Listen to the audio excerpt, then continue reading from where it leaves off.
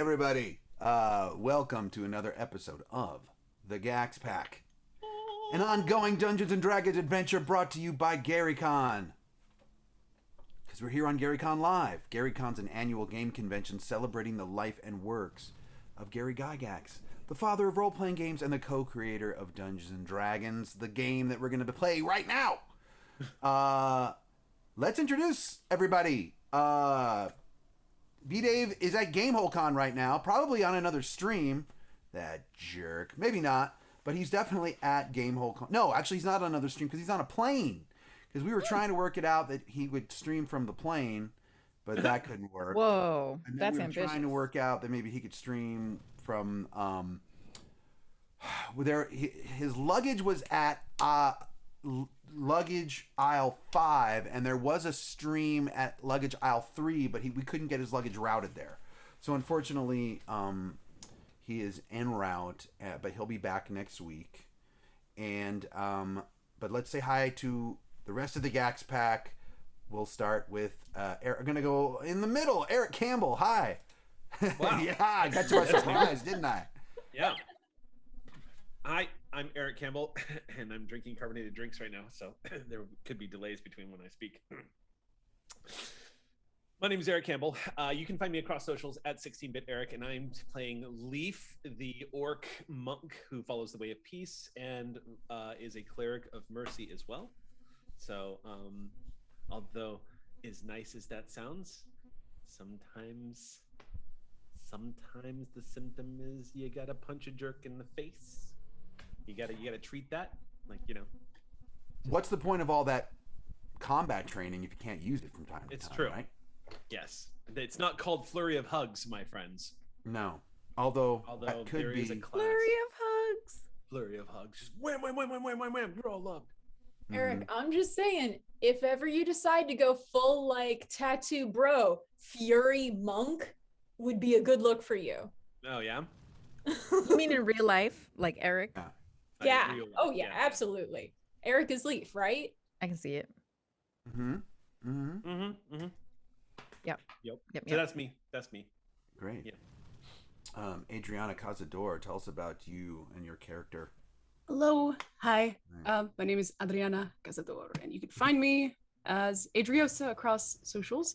I am playing as Grath, the Tiefling Ranger, who is the leader, and things are happening, and she's trying her best to make sure everyone's gonna stay alive, but also at this point, she really wants us all to be paid really well. Yeah. I do video game stuff on my channel, but I'm playing D&D here, and queue times as well. Yeah, that's right. We'll talk about that after the show. But yeah, that's me. And you guys are level 9, just so everyone knows.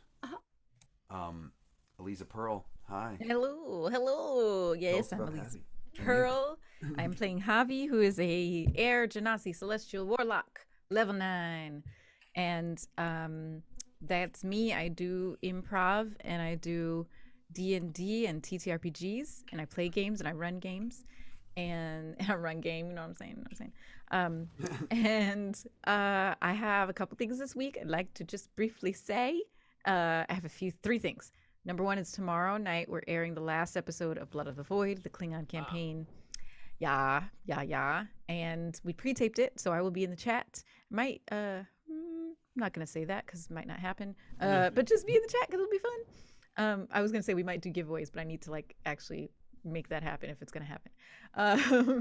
And then on Thursday I'm running Oops All Slayers. I have like 2 more seats at the table, so last call. I mean, you have until like Wednesday night, I guess, to play a Slayer. And it's Halloween night. You're in a castle with a bunch of other Slayers, and things happen. It should be really fun. It's a private game off stream, but you would be playing with people from all around the world. So pretty cool opportunity, right? Right. That's on my Twitters. And then on Friday, we're doing a Slay and Heartbeats crossover show. My improv group, Ripley Improv, all women improv troupe. We do shows now on the internet because of pandemic. We're crossing over my monster hunting show with the improvised medical show that we do. and it's going to be a crossover on Friday. It's the first time doing this. It should be really fun. It's for Halloween. That's what's going on with me, and I'm Javi today. Awesome. Wait, did you tell us who Javi? Yeah, Air Genasi Celestial Warlock. Got it. Oh, yeah, okay. She's the note taker of the group. Right, definitely note taker, map maker. And of course we've got Vivid Vivka as Snacks. Yeah, that's me. Hello, everybody. I'm Vivid Vivka. I play Snacks, 2.5 foot tall, 30-pound rabid lizard dog. I am a kobold barbarian. I am swole and can lift 450 pounds, apparently. No big deal. This is my dog. She's asleep behind me, and she's perfect in every way. I mostly hang out on Twitter and TikTok under the same name, Vivid Vivka. In fact, if you go to my TikTok right now, I'm on live. So you can see this and this. You can see the behind the scenes. And it's going to be totally off sync. So it's going to like break your brain and be awful. No, it's a fun time. It's great. And thank you everyone for watching. But yeah, super excited about this game. Got a cheese stick. I'm ready to go. Awesome. And my name is Jay. Oh, and before we tell you about me, so B. Dave Walters, we're saying he plays a character named Thanato, who is part cleric and part warlock. I can't even remember right now. I'm out of it. But we didn't discuss who was going to take over for at least in combat. If there's combat, I mean, we don't know. There might be combat. There might not be combat. Eliza, you're going to take him. Okay, all right. I could do it.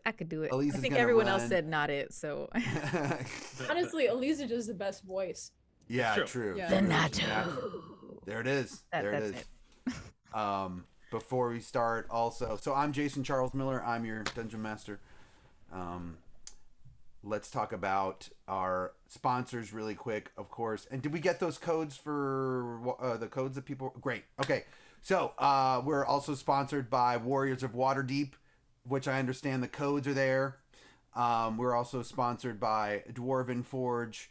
We're sponsored by Norse Foundry Dice, where you can get your own signature JCM black metal die. I'm just saying. Yeah. It's pretty cool. And of course, Idle Champions of the Forgotten Realms. Before I talk about fate points, I guess I should let everyone know that this is our penultimate episode of the season. This is our second to last episode of our season. Which started in March, which is crazy that besides 1 or 2 Sundays off, or I guess we were started on Saturday, but besides 1 or 2 weekends off, we have been going nonstop since the beginning of March, which is kind of insane. No way. Yeah, isn't that nuts? If you think about it. I have done this makeup so many times. I know. really have. I know. 30? I don't know. What episode is this? I only missed Episode 26. one episode when I had my wisdom teeth out. Yeah. Whoa. Dang. You are metal. You're a trooper in so many ways, especially with being Snacks.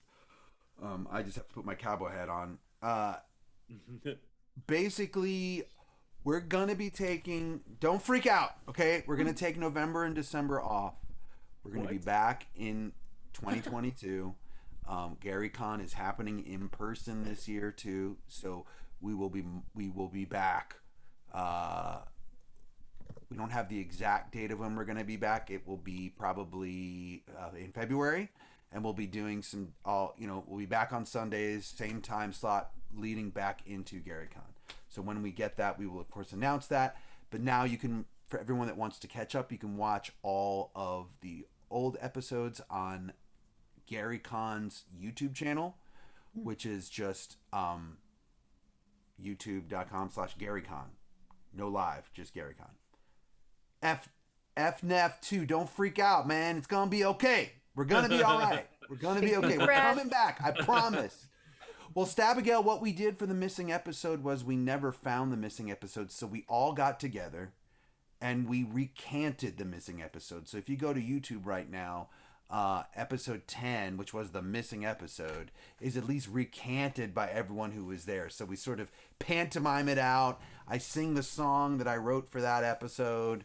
So you'll be able to watch that and keep going. Yeah, breaks can be good, Rogan, and we're all you're gonna find all of us in the next 2 months around. So you'll see us. We're all on lots of different shows and things. So it's good.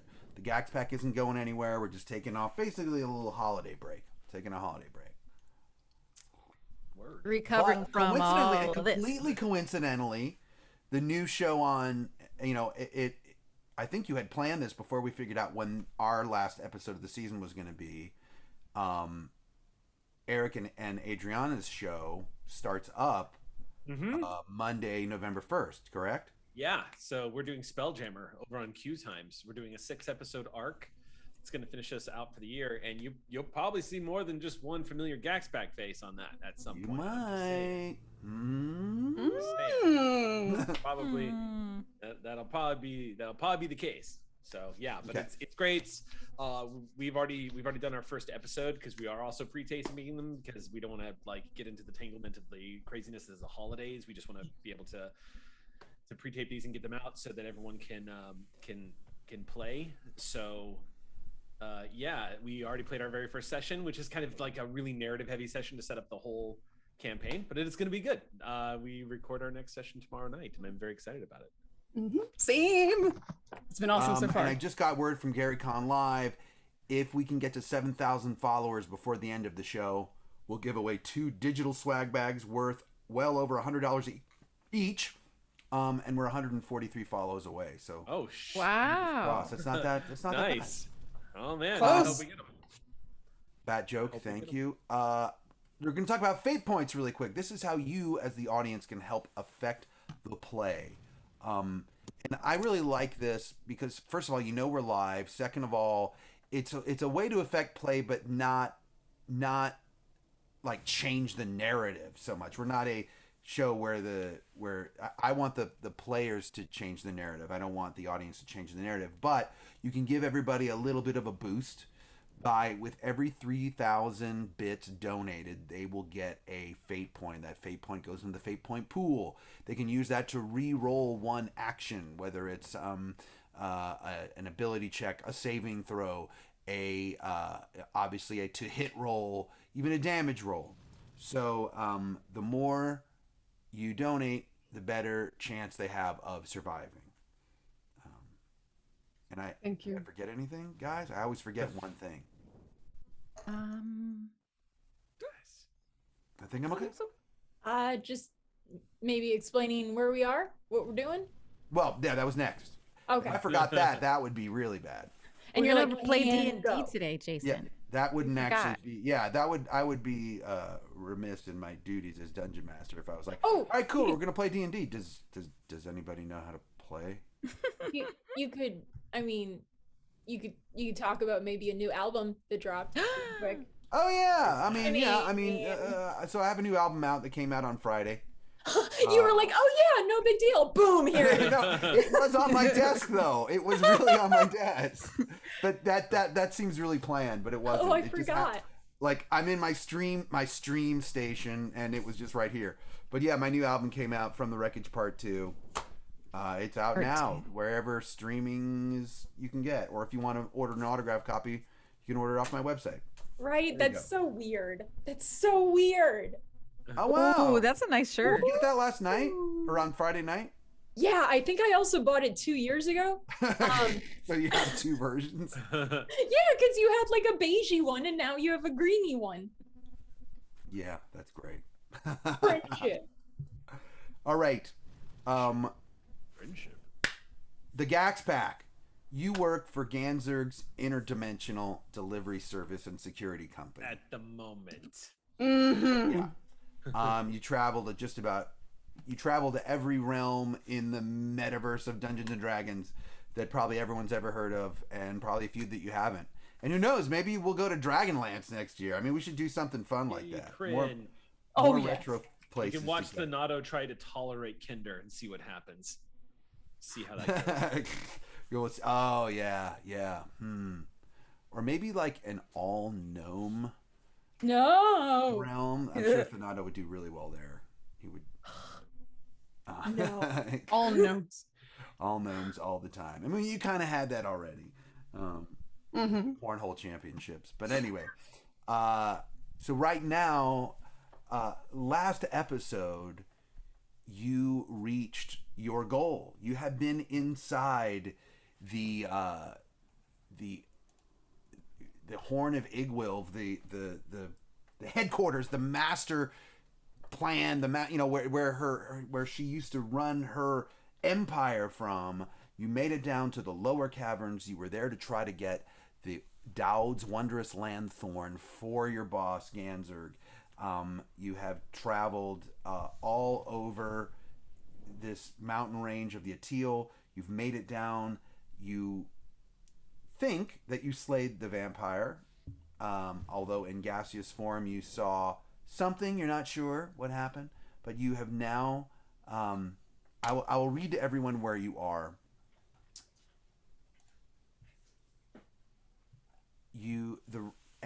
If we can show the audience the room one more time, just pretend that now that we know that vampire has been supposedly slain, we'll see.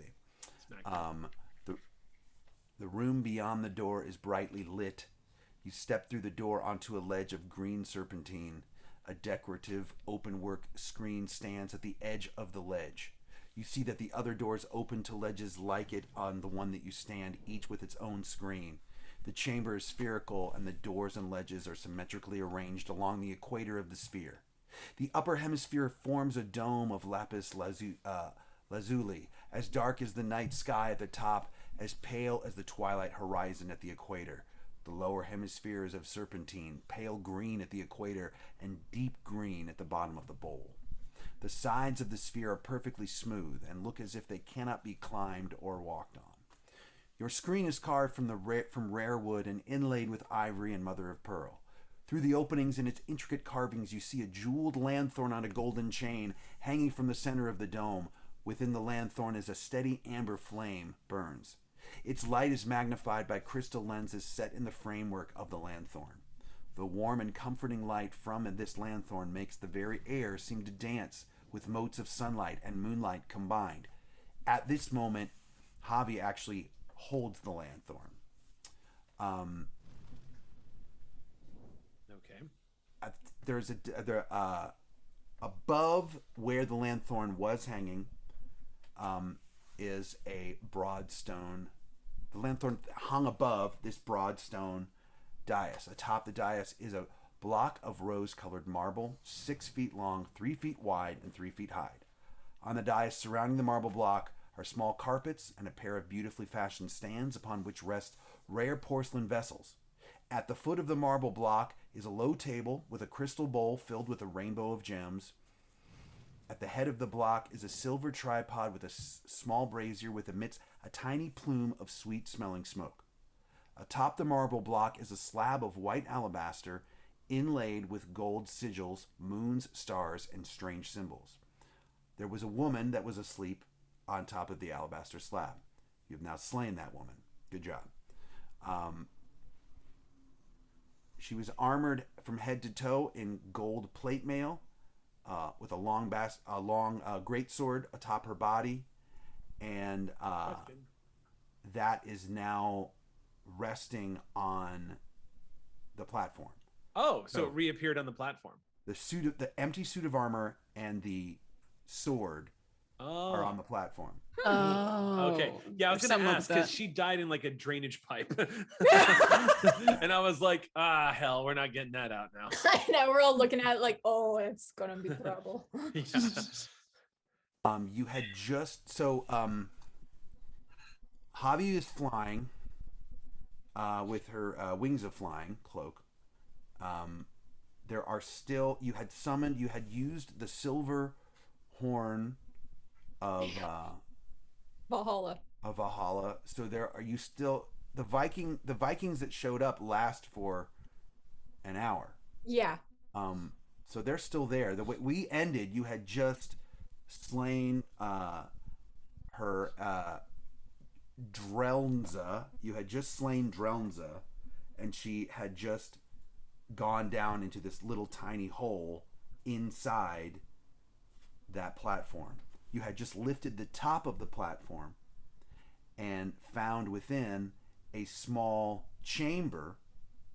So it looks as if it goes down even further, but removing this lid, you find a small chamber, and inside that chamber was a tiny cage. So I'll describe that part to you. So that the and if did you guys all slide down the side at this point, or are some of you still up in the? I think so. On the I think platform. we all. I yeah. think we're all down there. I don't remember how we got. Me and a giant owl, or we were hanging out on top because we were trying to get the mist away. Oh, Oh, So right. we're like right there. that was And I brilliant. think Javi has hovered down and is near the alabaster slab thing. Okay. And I think was it Grath who opened it? I forgot. Or Thanato maybe? I think Thanato did. Okay. Yeah, no. Yeah. So this cavity is this hollowed out cavity is 2 feet wide and 4 feet long and 2 feet deep, and it holds a small brass cage. But if you look inside the cage, there are several pieces of jewelry inside the cage. But you don't see a body or anything like that. But it's easy to see that the chamber goes further down, or that the container goes further down. I would like to cast Detect Magic. You're getting all sorts of crazy magic from the golden plate mail, the sword, and this small brass cage that you see. The cage. The cage is also radiating magic.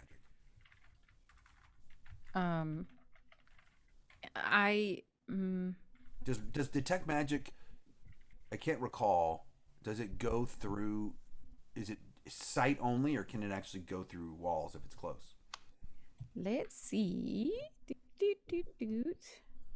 I think I remember from from B Dave saying it that it's a general area and that it also says what school of magic it is. Yeah, it does say seems that. right. Yeah, you learn at School of Magic, if any, the spell can penetrate most barriers, but is blocked by 1 foot of stone, 1 inch of common metal, a thin sheet of lead, or 3 feet of wood or dirt. Otherwise, it's 30 feet around you, and then you can also see a faint aura around any visible creature or object in the area. So the aura is for anything visible, but the detection of magic is within 30 feet, not barriered by those things I read out. 1 foot of Well- stone, 1 inch of metal. Thank etc. Here's a question for you. Identify, you can cast this ritual. It takes 10 minutes, but will that tell us what this magical cage is?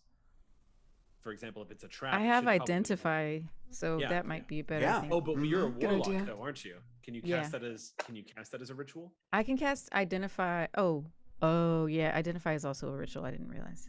Okay, if it's a ritual, then that's great because then it doesn't count against your spell slots. Well, I was- yeah.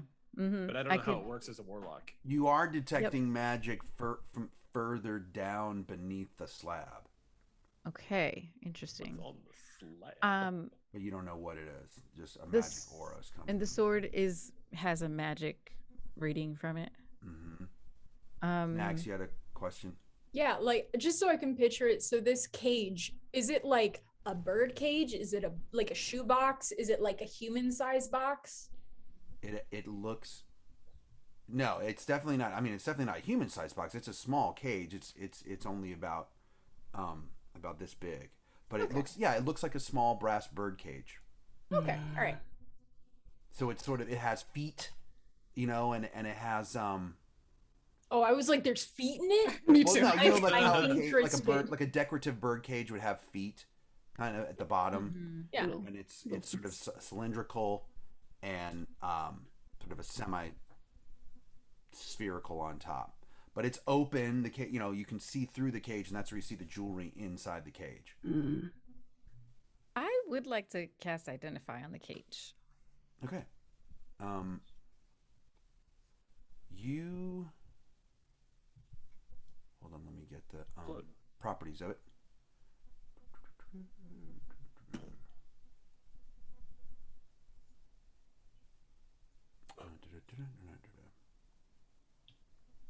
And Javi, I assume that you told us all that the cage is magic because everything inside of me wants to pick up that cage and just. Yes, I will say, I am detecting magic here as well. And Now, by casting Identify, do you need to touch the item? yes. Oh God. Okay. Oh God. Well, hold on. Oh. that might change. That might change the math on whether or not you want to do this. Yeah, it's true. It's true. Can I touch it and you touch me? Uh, Does that work? I don't think that's how it works. Oh no. Is it like electricity? Does Well, it doesn't remove the obstacle of you'd be touching a magical cage that could possibly recreate a certain event where you just keel over and die. We just don't know if it does. It's best we just leave it then. I think we should just stab it. Stab the cage. I love that. I love that idea. This Okay. is the best idea. Good band name. With what? With a spear or a Sword, spear. pike? Mm-hmm. How This is about, a vampire, and we need to stake it. Wait, Good idea. we're staking the cage? Yes, I think she's in there somehow, somewhere. But we can see it's just like a tiny little cat. I think she's under it. Like this is just a cage. Oh, there is. Yeah, yeah. Right, there's a cavity. So you lifted the top. There's a cavity, and then you are detecting magic from things even below that cavity. Mm-hmm. Okay, we stake it all. Stake it all. Stab it all. Who's gonna stake what? Who's gonna do what? So I have an idea about the cage. Mm-hmm.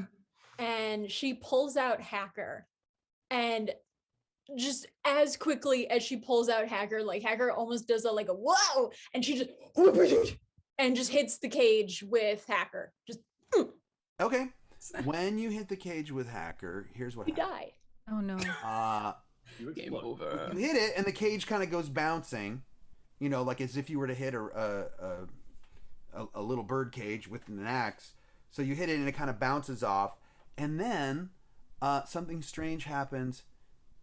A force. You feel a force materialize above where the cage was, and you now see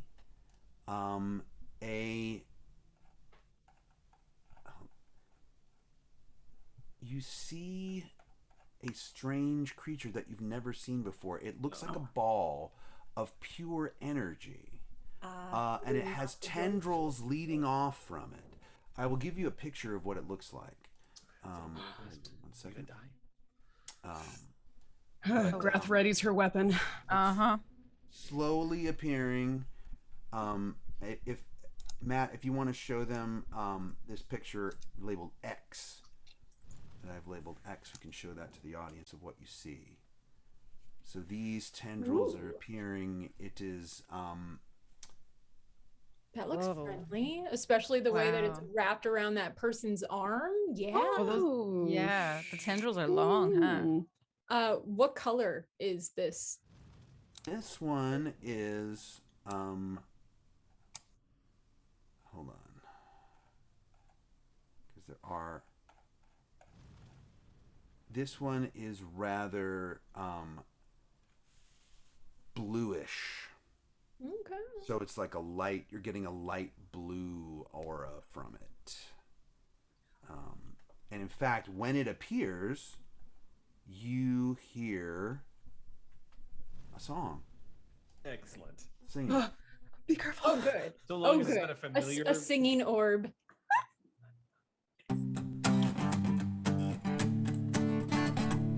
Ooh, I'm supersonic. Ooh, and a little demonic. Ooh, you might guess I'm necrotic.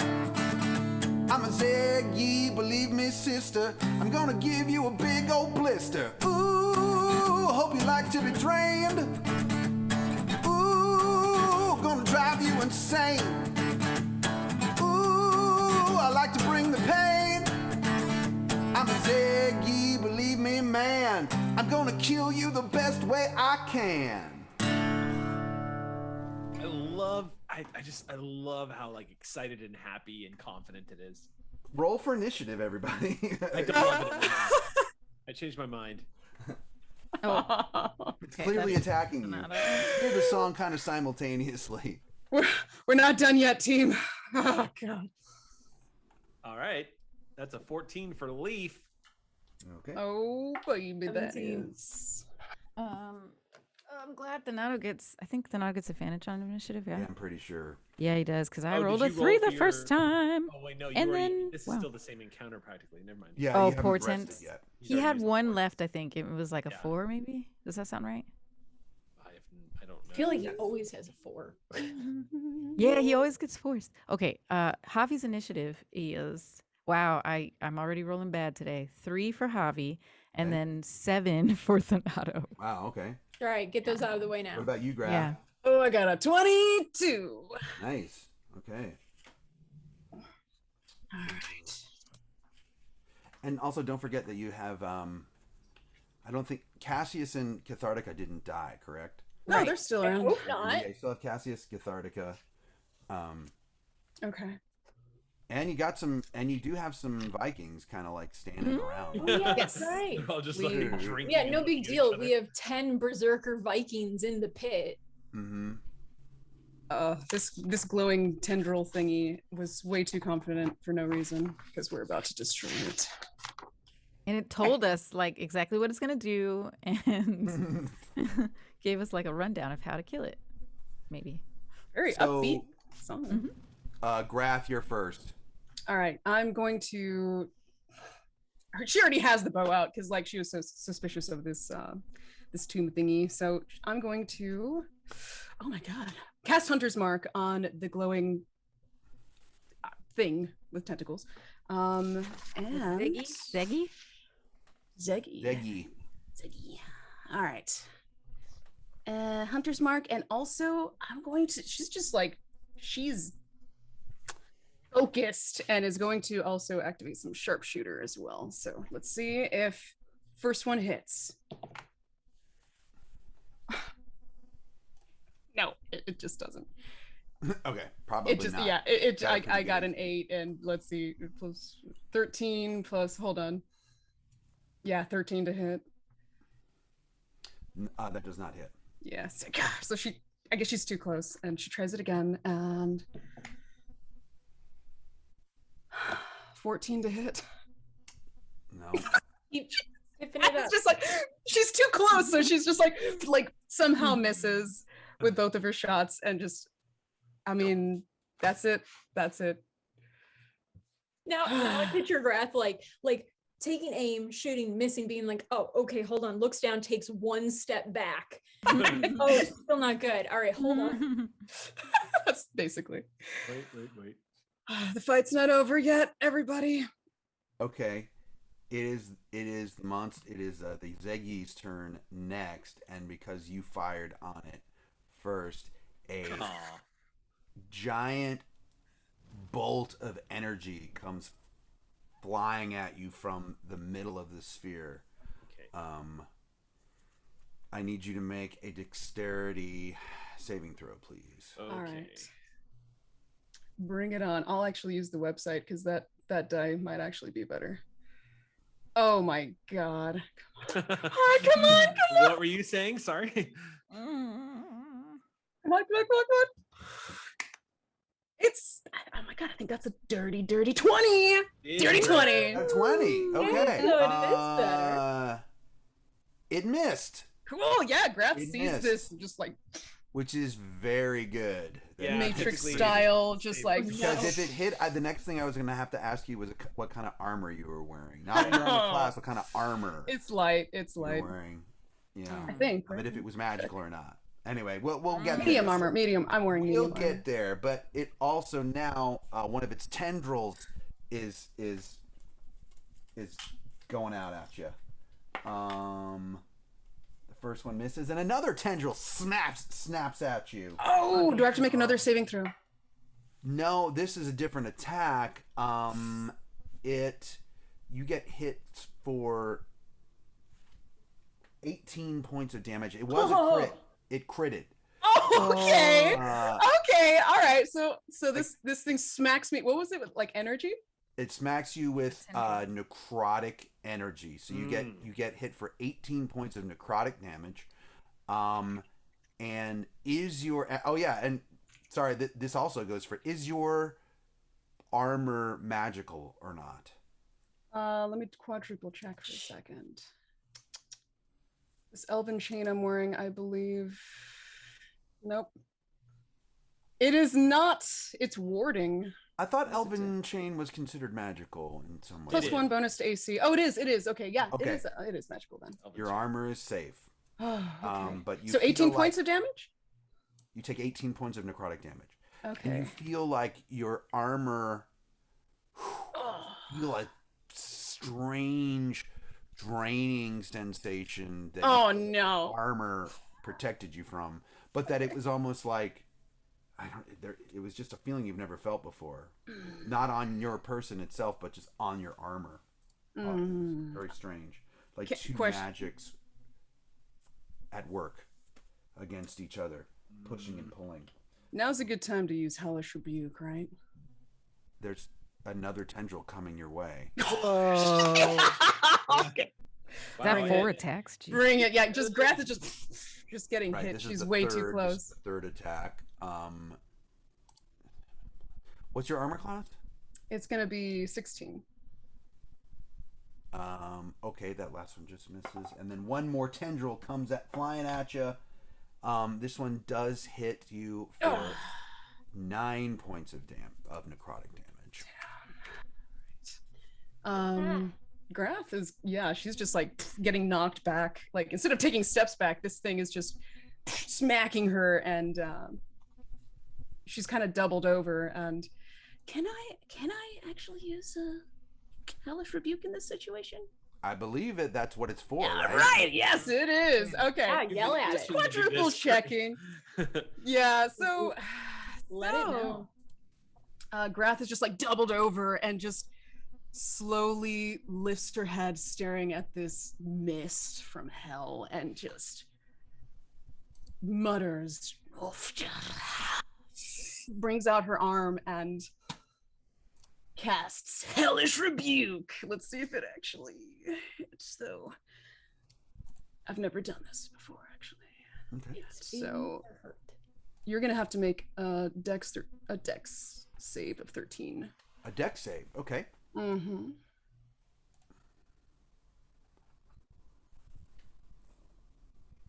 They're pretty dexterous, I gotta say. Damn, come on!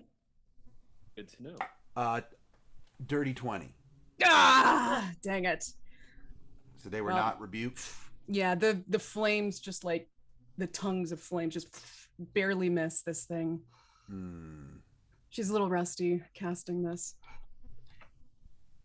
By the way, you know how I said that it was blue in color?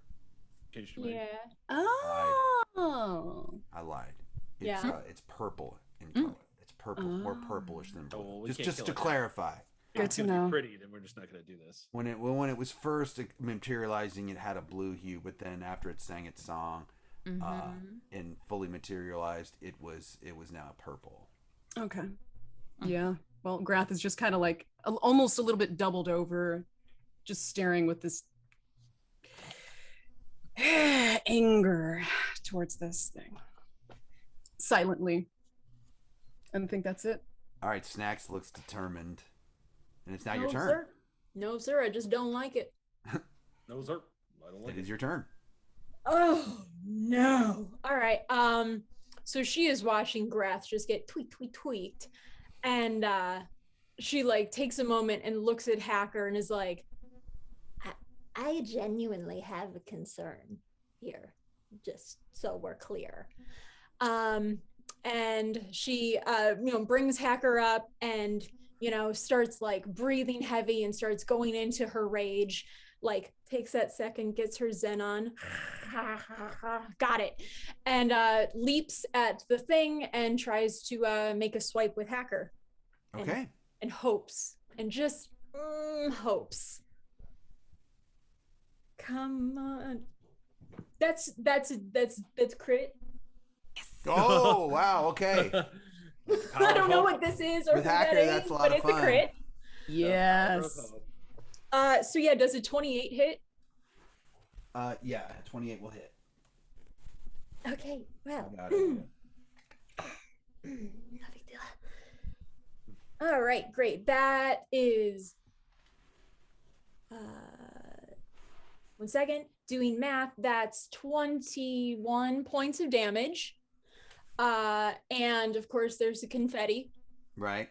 So when you hit with Hacker and you hit you roll a 19 or a 20 with Hacker, a 5 foot by 5 foot explosion of multicolored confetti hits the target along with a from the axe. What's interesting though is often the confetti covers the target. You know, usually like it gets sticky and is all over them. Right this one just sort of fades right through this ball of energy. It does not stick to it whatsoever. So now you're just covered in your own confetti. It's in my raccoon wounds. No. Where does she keep getting those raccoon wounds? Just for flavor, Snacks would totally like grab some of the confetti either off of herself or scoop it off the ground and just make sure and maybe kind of sprinkle like a little bit more on it to be like, oh, okay, you're just gonna avoid that. All right. And yeah, she's going to sweep up and go for 2. So this did connect though. It did hit it.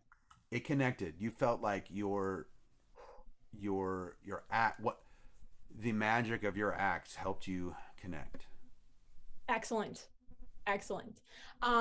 So then she hits it once, realizes that, and before she hits the second time, she just gives Hacker just like one little perfect kiss. Aww. And goes for 19.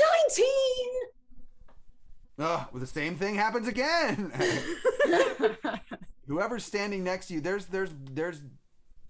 multicolored confetti just flying through this sphere at this point. This one hit better than my crit. Javi, are you still somewhat did you land, or are you still sort of flying with your wings a little bit? I think by the time I got close enough to maybe touch it, I would have landed. Okay. This one hit for 25. Wow. Yeah. Okay. Nice. Yeah, the initial roll was much better. But yeah, like to everyone else, all you hear is like Hacker giggling and Snacks like gleefully mewling, and it's just like it's 4th of July confetti. It is a quinceanera. It's just happening over here. From a puff of confetti, you hear Snacks go, "Oh, this is actually kind of great." And yeah, I don't think I can flip this thing. It's floating. So she just hits again and goes back and kind of rears up for another one and is like, "Oh, it's like a piñata. I kind of like it. All right." Another thing too is like when you hit it, sort of these purplish necrotic sparks flash for a moment when you connect. Oh, cool! It's like party pyrotechnics. Mm-hmm. I'm not very clear on what magic and the necrotic stuff is. I'm sure it's fine. I'm sure it won't bother me.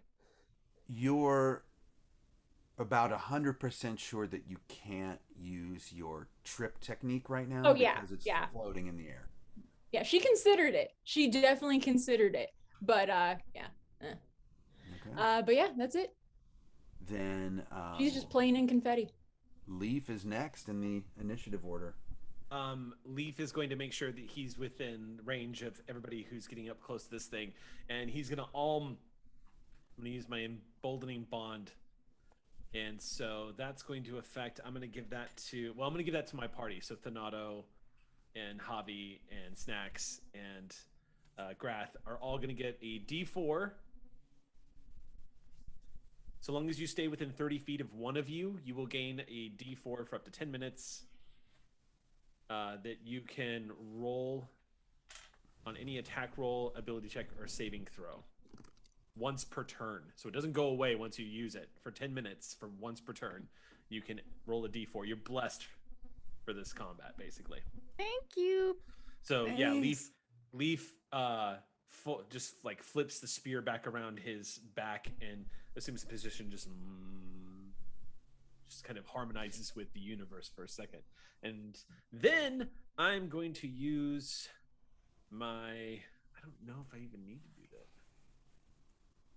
Well, I did take my action. So yeah, I am going to use patent defense just in case. And I'll spend a point of key so that I can dodge. Just in case this thing gets pissy. And that's my action for the round. Okay. Eric, did you bless one person or multiple people? No, all of you. So you, okay. Donato, Grath, and Javi are all blessed. Great. Y'all are Okay. all emboldening bond. But the trick is you can't be like, and it's going to be kind of tricky to do that in Theater of the Mind where we're at right now. But just keep in mind, you have to be within 30 feet of at least one of the other people that have been emboldened, because it's like a bond that is created. It's like a chain that connects. Yeah. You can be like 60 feet away from somebody else, but 30 feet from within somebody who's already connected. You know what I mean? So Well, the areas that you can stand in this place are really weird because you're inside a sphere. Yeah, we're a little constricted. There's that platform that you're standing on, but it's not that big. So like some of the Vikings are down below.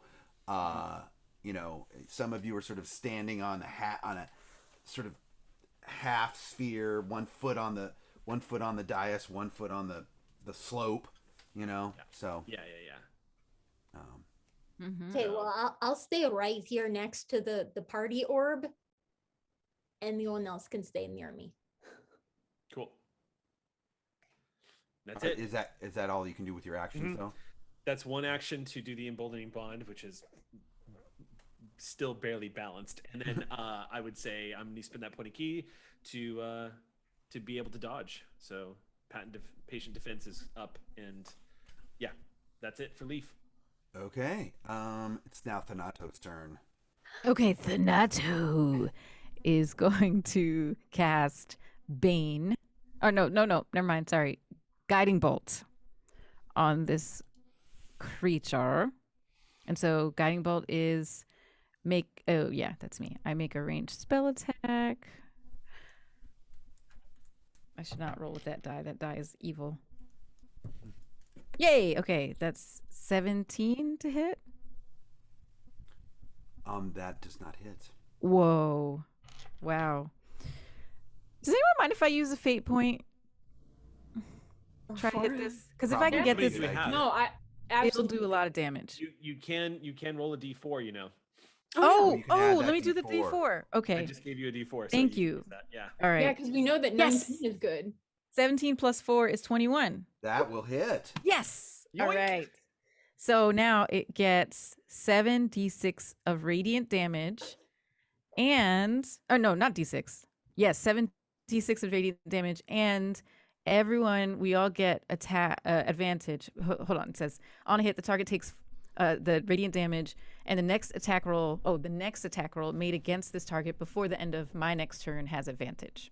So That's snacks. Okay, great. So anyone, yeah. yes. Yeah. The next one. So or it could be Thanato, because Thanato's going to get up there and probably smack it around a little bit. You know what? I'm gonna just roll the damage on Javi's thingy, because yeah. So 76. 1, 2, 3, 4, 5, 6, 7. 29 damage. Great. Of radiant damage. Okay. Radiant damage. Ooh. It definitely looks like it does not like radiant damage. Yeah, I was going to say. That's what I thought, bitch. That's what I thought, bitch. Okay. And 27, did you I say? thought I smacked 29. 29. Okay. Okay, and then I think that's, let's see. I don't think he has any. Oh, hold. Okay. Can you guys hear me? Yeah. Yeah, we still got you. Yep. Avi, for some reason. Can you hear me? Hello? Something's up with my computer. Something happened. Oh. Did we lose, Oh. Did Jason lose us? That's probably what happened. I think, yeah. I think I that, think we yeah. lost. You guys Okay, can so hear I'll me? take over. So you destroy the creature. And, Can you guys hear me? Yes. Yeah. I can hear you.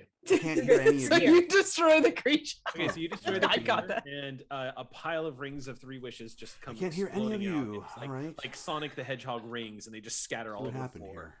Oh, yeah. yes. Yeah, what would y'all like to do? I mean, Oh, I think I know what I did. Honestly, I feel like the I can hear you Nando now. has, like, Okay, I figured out what happened. vibes. Right. We're looking Alright, it's back. That I was think just we killed the totally monster pilot now. error. Yeah, I think that's what happened. Yeah. So There was another time when I got this cheap USB hub and it melted, like, and it damaged like my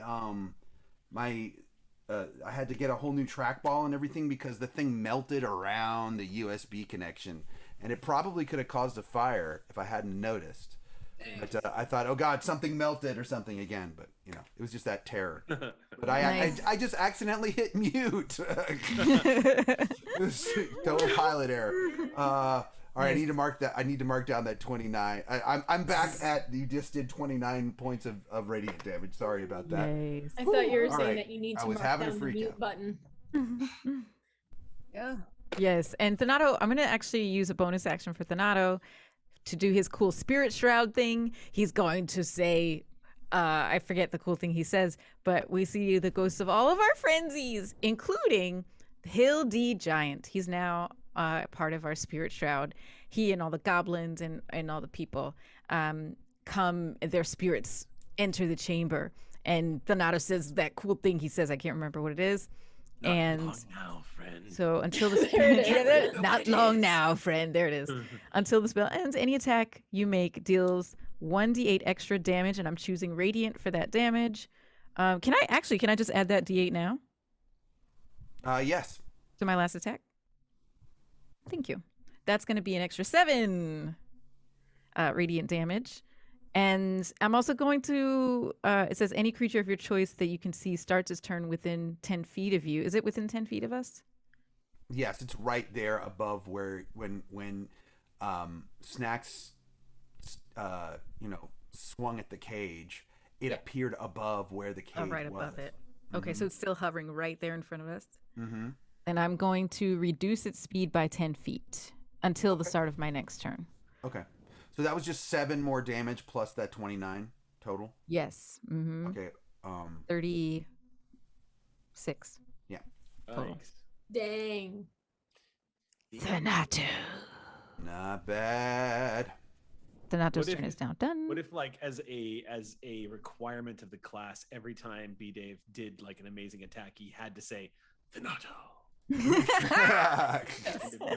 It's like Jeopardy. Nope, you didn't say Thanato. No, you didn't say Thanato. Sorry, he automatically saves.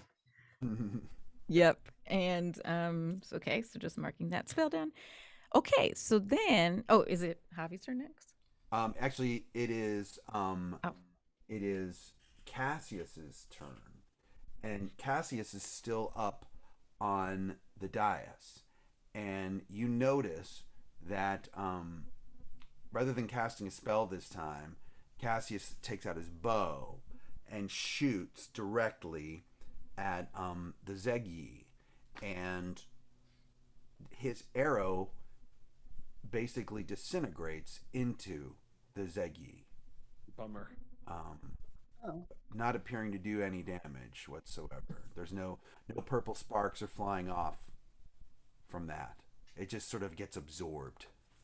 Snacks sees that and instinctively goes, ha! And then realizes that he's on her side. And she's like, oh.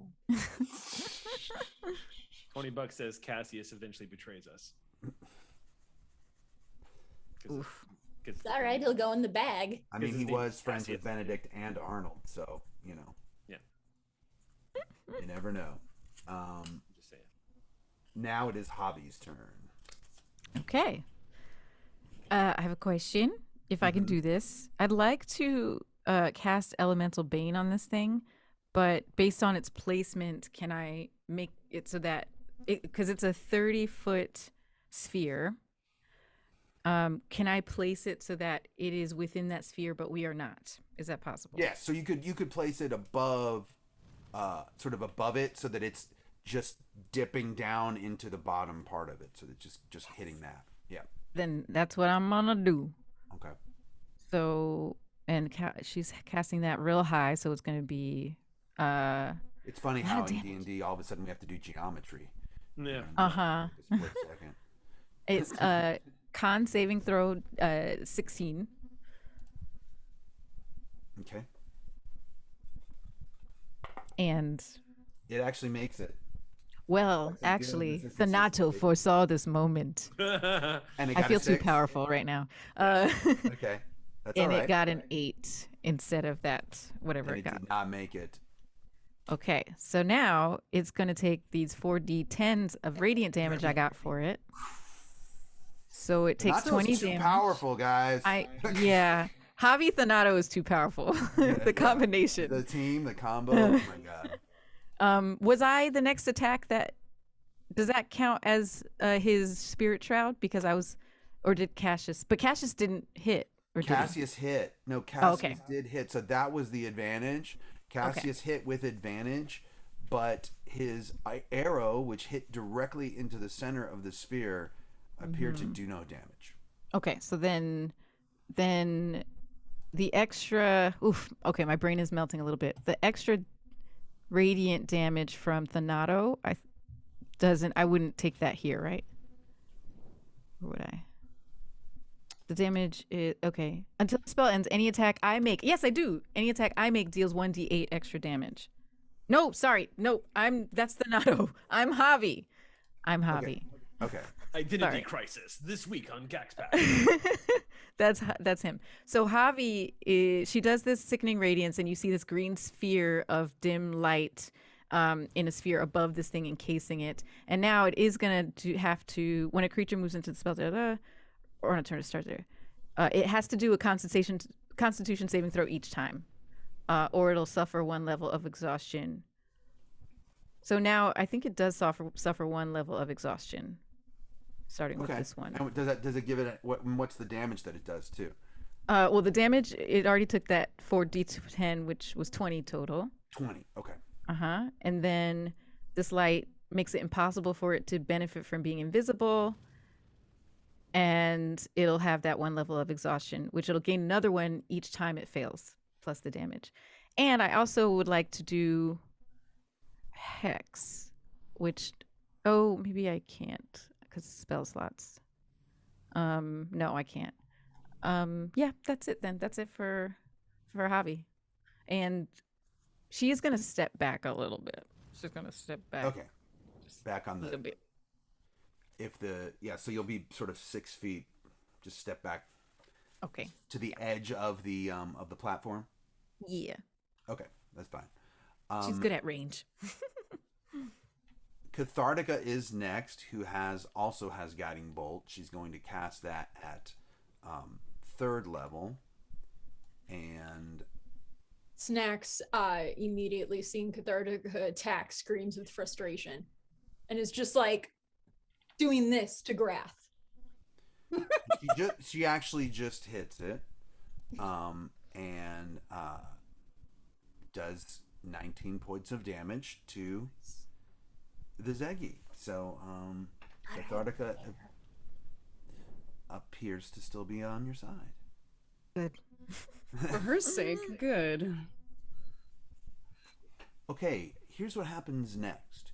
You see the 10 berserkers all run up the side of the sphere, jump off, attack it with an axe, a couple shoot with their arrows, a couple more with their big old Viking swords, smashing into it. It looks like they're doing an amazing job, but what you do notice is when all 10 of these berserkers attack, when their blows hit true right in the middle, you see no purple sparks.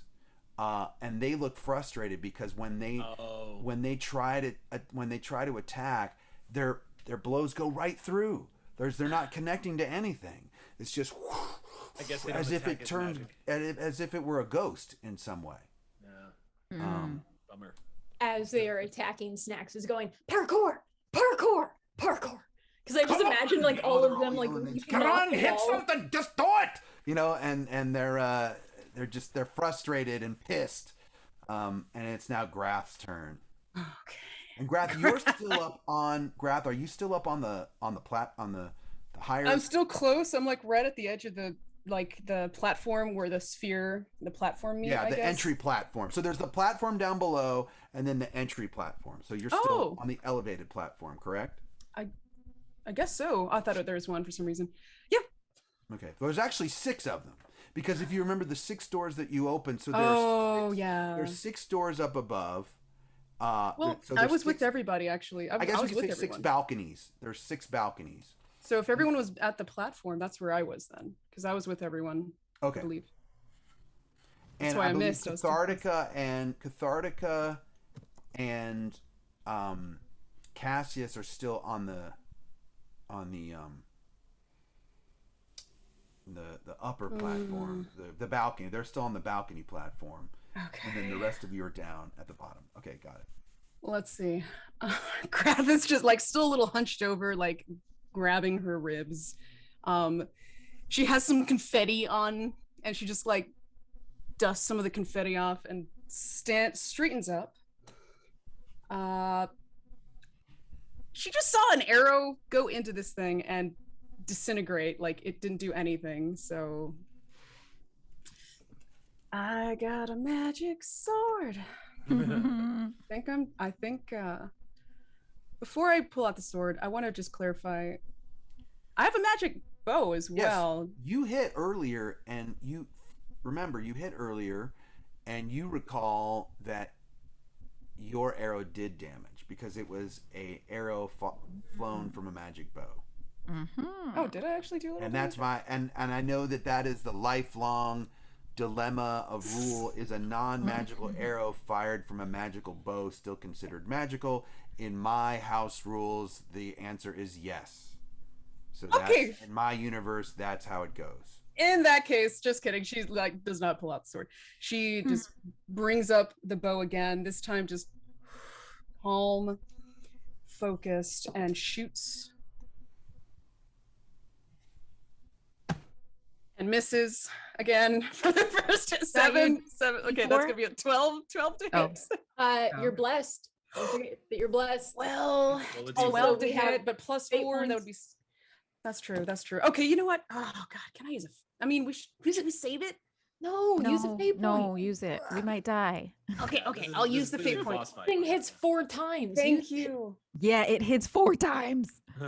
Thank you so much again for the fate points. Okay, so just kidding. Okay. And then plus the 4. The D4 is at 10, plus 3, 13. Plus 13 plus 5. Okay, 18 to hit. That misses still. Did you use your blast? Wow. I used sharpshooter, so at -5. 18 misses. Well, now you know. Hey, now we know. Yeah, it's important information gathering. Thank you so much. There are 2 fate. Are there 2 fate points right now? I think I used the only one. No, there were 2. There was 2? Oh, okay. Well, I'm not going to use another one, obviously. I don't know if we have 2 left. Do we have 2 left? You have 2 left, or did she just use you just used one? I just used one. Okay, then but we have one. Okay, there's we have one left. That is all good because Grath, like she just sees that she missed again and is just so angry and pissed. She shoots again, and this time it's going to be 21 to hit. That will hit. There we go. There we go. So the damage on this arrow is going to be. And this is 21 using sharpshooter, or you didn't use? Using sharpshooter. Okay. So, that's going to be 7 plus 10, 17 points of damage. Nice. With that arrow. Many purple sparks are flying off of this thing now. In fact, it's sort of sputtering a little bit. Like, so now purple sparks are constantly sort of periodically sputtering out from this thing. I guess, yeah. Looks like it's finally taking some damage, team. And that's it. That's it for Grath. She has no energy. She kind of goes back, feeling a little drained. I don't think I have any bonus. No. Well, Grath, it is now Zeggy's turn, and it's still focused on you. Since you were the first one to damage it, I think it's still sort of, it's butthurt about that. Bring it on. So, the burst of necrotic energy does not come out this round, but the 4 tendrils do slap, slap, slap, slap. Grath So the braces first herself. tendril, let's see. Hold on.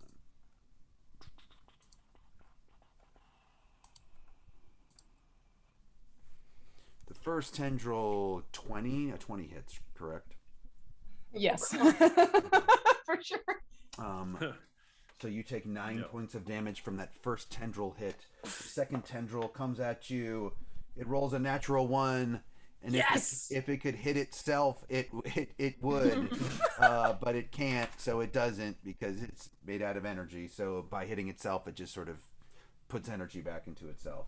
The third one does hit. You take another 9 points of damage, and the last tendril also hits. You take 9 more points of damage.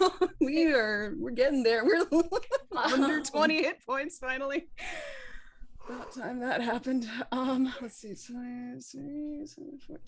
Where am I at now? None of those were crits, right? From the thingy. No, there were no crits. Okay, Donato has a thing. Should have done it before, but. What was that last bit of damage Are you still again? conscious? Yeah, what was that last bit of damage again? What number? 9. So you just took a total of 27 points of damage from those 3 tendrils that hit. One thing this party does not have is a tank. We've got a ton of output. Right. Ouch. Our poor ranger. I think I got 13 hit points left. That's... Ooh boy, I'm gonna get on that. Oh well, okay, that's the end of its little attack. Well, we have I'm a a cleric. tank, but it won't hit me. And it's now Snax' turn. Oh wait, I want to do Hellish Rebuke again if that's possible. Oh yeah, you can do that every time you get hit. Yeah, this is like finally I can use this. What's the once saving again? throw again? It's 13 dex. Okay. So once again, like just gets buffeted by these like tendrils, reaches out her hand and fire attempts to smack this thing back. So This 13 time dex. it fails its saving throw. Yes. Oh, I've actually never hit this yet. So what let does me it see how do? much damage it does. Tell me exactly what kind of damage it does. So it's gonna be what kind of damage? It's like hellish fire. It's fire damage basically, and 3d10. Oh, I get to roll against you. Hell yeah! All right. Let me just use the game. Good. It doesn't like fire. All right. 3d10. Uno minuto. Kind of hoping. I was kind of evilly hoping it was necrotic. Oh, it would have healed it, huh? I mean, maybe. Okay, let's see. All right, 5, 2. So this thing is gonna, the flames will lash out for 16 points of damage. Okay. In return, just. That is not bad. It's sparking a little bit more now. A few more sparks are sputtering out. Grath almost kneels. She's losing it. Okay. Now, it is Snax' turn. Snacks is seeing this thing just picking on Grath and seeing just her getting super beat up, and so she takes Hacker, and as she takes a swing at this stupid little pinata, she's like, "Hey, over here, we actually hit you harder," and she goes to hit it. Ooh, thank goodness for Patactics. 22. That will hit. Excellent. Okay, so that is 12 points of damage for the first one. And she's just gonna... Is she raging, by the way? Oh, yeah. Okay. Oh, yeah. That first round, I went for a rage. Okay, good. So,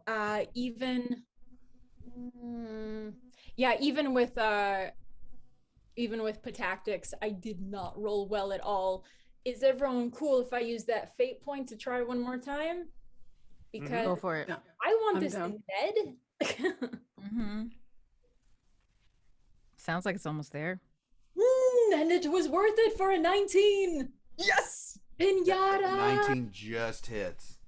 Oh, it just hits, but it hits So good. beautifully. Once again, there is a It's a natural 19 that you rolled. huh?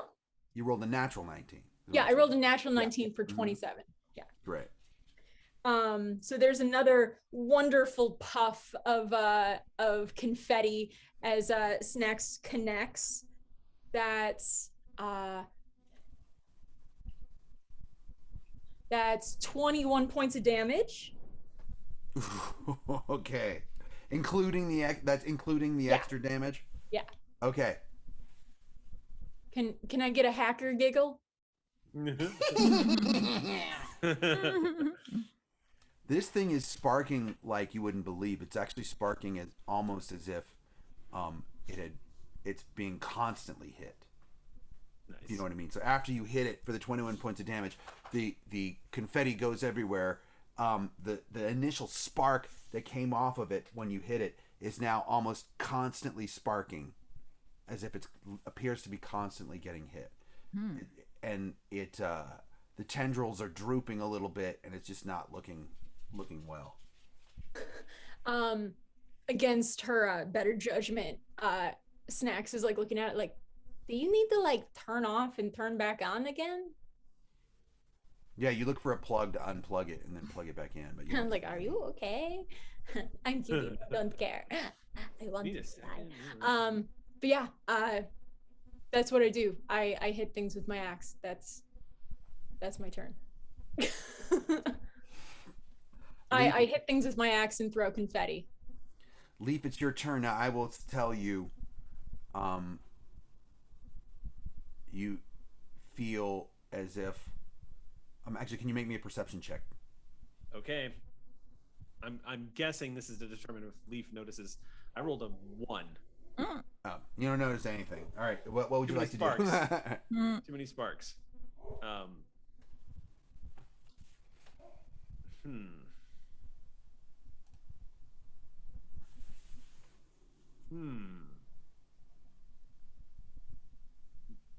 I have suspicions. Okay. How close is everybody to this thing right now? I'm right there. Me too, almost. Okay. I mean, I've played enough video games. Like I know that this thing's gonna blow up when we kill it. Oh. This thing it's the sparking is giving us all the warning signs that this thing's gonna detonate when it dies. didn't Ooh. even So- cross Snacks' mind. She's Steve- like getting closer to it to check it out. Like, oh, that looks kind of pretty, actually. Leaf is considering her. I've got that +2 spear. Leaf is considered throwing it. Then he considers for a second casting radiant damage on it, and then he realizes no matter what he does, Grath will definitely suffer the most if this thing pops right in front. Who's next in the order of initiative? Thanato's next. Thanato. This thing goes before Grath in the next turn, doesn't it? It goes right after Grath. It goes after. Okay. I'm planning on Second, like it just went, so it's second in the order of initiative of everyone. But Grath, you're up in front of this thing, or it got in front of you? I was on the platform where You're everything fine. was. You're out of range, right? Because you're I'm- shooting. No, I was kind of right up next to it. I thought we were all kind of like surrounding. She's on the back part of the platform, which is only 6 feet long. So she's firing at it from maybe like 10 feet away. Because Okay. it's hovering above where the compartment was, where the Right. cage was, in that little compartment. Okay. And the top portion of the Okay. container. So Leaf will shout out a warning. This thing's going to explode. And Snacks is like, what, like emotionally? I don't think so. I think it's gonna Literally. explode. Like boom, like boom. Snacks. when did the initiative order does the Snacks go? Or Snacks just went. Yeah, right. Right. after Oh, you. that's right. I'm after Snacks. Okay. In that case, yeah. So I'm going to try to use my action to. Leaf is going to dash up and grab Snacks. Okay. And Leaf is just going to say, just trust me. I promise I'm not banishing you. He says with a grin. And grabbing hold of like the back of Snacks, I'm going to try to basically push us, like get us. I'm gonna try to drag Snacks backwards to get us out of melee range. Are you yeeting me? No, I'm going with you. I'm trying to get us both out of range of this thing so that when it's Grath's turn, she can do her ranged attack and we're not going to be next to a pile of C4. Okay. Yeah, Snacks would not understand any of that though. So you have like your arm like under her, like carrying her with her little legs just like hanging there. And she's like, wait, I almost had it. I almost got to the sweet insides. Yeah, I think Leaf is just going to say, trust me, as he's pulling you back. You just want all the candy for yourself. No, okay, I'll go. Okay, so you're gonna attempt to. Are you picking her up and then dashing away, or? If she'll let me, which is why I'm kind of trying to convince her. Oh yeah, no. I figure would still you want I would still want a successful athletics or acrobatics check. Acrobatics it is. To do that. Yeah, pick whichever one's better. Give me that. It's and going tell to be me a what you 21 for me. Okay, that would definitely do it. Yeah, so Leaf finally gets a good acrobatics roll with a +8. He finally gets a good acrobatics roll, and yeah, dashes up there. I'm gonna grab Snacks, and I'll use. If you want to like balance this out, I can use half my movement. So to get us like, so like my movement rate is 45, so we could get like 20, 21 or 22 feet away or whatever. Dashing backwards, carrying Snacks. Into the pit. Yeah, I mean the issue is, so you've got that. Oh, you know what I'll do too, because if I'm going to get into melee range with this thing, that's going to provoke an attack of opportunity. I'm sure to get up there, grab Snacks, and run. So I'll spend a point of ki for dodge as well. Okay. Because I feel like that would balance it out, since I'm trying to pull a weird maneuver here. Right. No, like, So because I am entering in this thing's attack range and leaving it again immediately. So yeah, it's probably going to get an attack of opportunity on me. So, I feel like you like were just ran up behind me and just like grabbed the tail and was like the tail, and then and also because I know this thing is going to attack if I pull you out of combat. So he's going to like pull you back for a second and shout, "Trust me," and then he's going to slide his feet around just like in a graceful crescent motion, like sand walking in Dune, just whoosh, and then put his back to this creature so that Snacks doesn't suffer the attack of opportunity while I'm pulling them out of combat, and he'll carry us out of combat. So if he wants to hit us, he's got to hit me. Yeah, so he would still have an attack of opportunity on you, correct? Yeah. So okay. He needs to hit an AC 17 with disadvantage. All right. I mean, she trusts you, but the only thing that she would fight is like, no, I let me get smacked a little. A large sparking purple tendril snaps out at you when you do this move, but actually is inches away from hitting you but misses. Yeah, Leaf just kind of nods his head to the right and snaps next to him as he continues to run. And that's my whole round. Okay. So the way this spherical room works is you've got the sphere, you've got the platform, you've got the dais on top of that. The platform is maybe only about 10 feet wide total. So then you can sort of dash then up the slippery sides of the sphere to get as far away from it as possible. But Sure. You're never going to be more than 20 feet away from it. That's from fine. where it is right now. So you're only That's about fine. 20 feet away. You're the maximum distance you can be from it without, going all the way up the sphere, without starting to slide back down. Well, I mean, we'll see how it pops, but this is better than being in its face. So Yeah. yeah. Fair enough. We're probably still gonna get hit with something, but It's now Thanato's turn. yeah. Okay. Tell us what he does. What size is this creature? It's about the ball itself is only maybe about 3 feet in diameter, but then the tendrils, reach out about 20 feet. Would you say it's like medium? Yes. Okay. That's important for Javi's turn. Okay. If it makes it that long. Mm-hmm. Well, yeah, Thanato's right up there, so he's gonna move back. He has good range on guiding bolt, so that's what he's gonna do again. His speed is 20 feet, so yeah, I'd like for him to just move back 20 feet and cast guiding bolt. And let me roll that. Come on, die.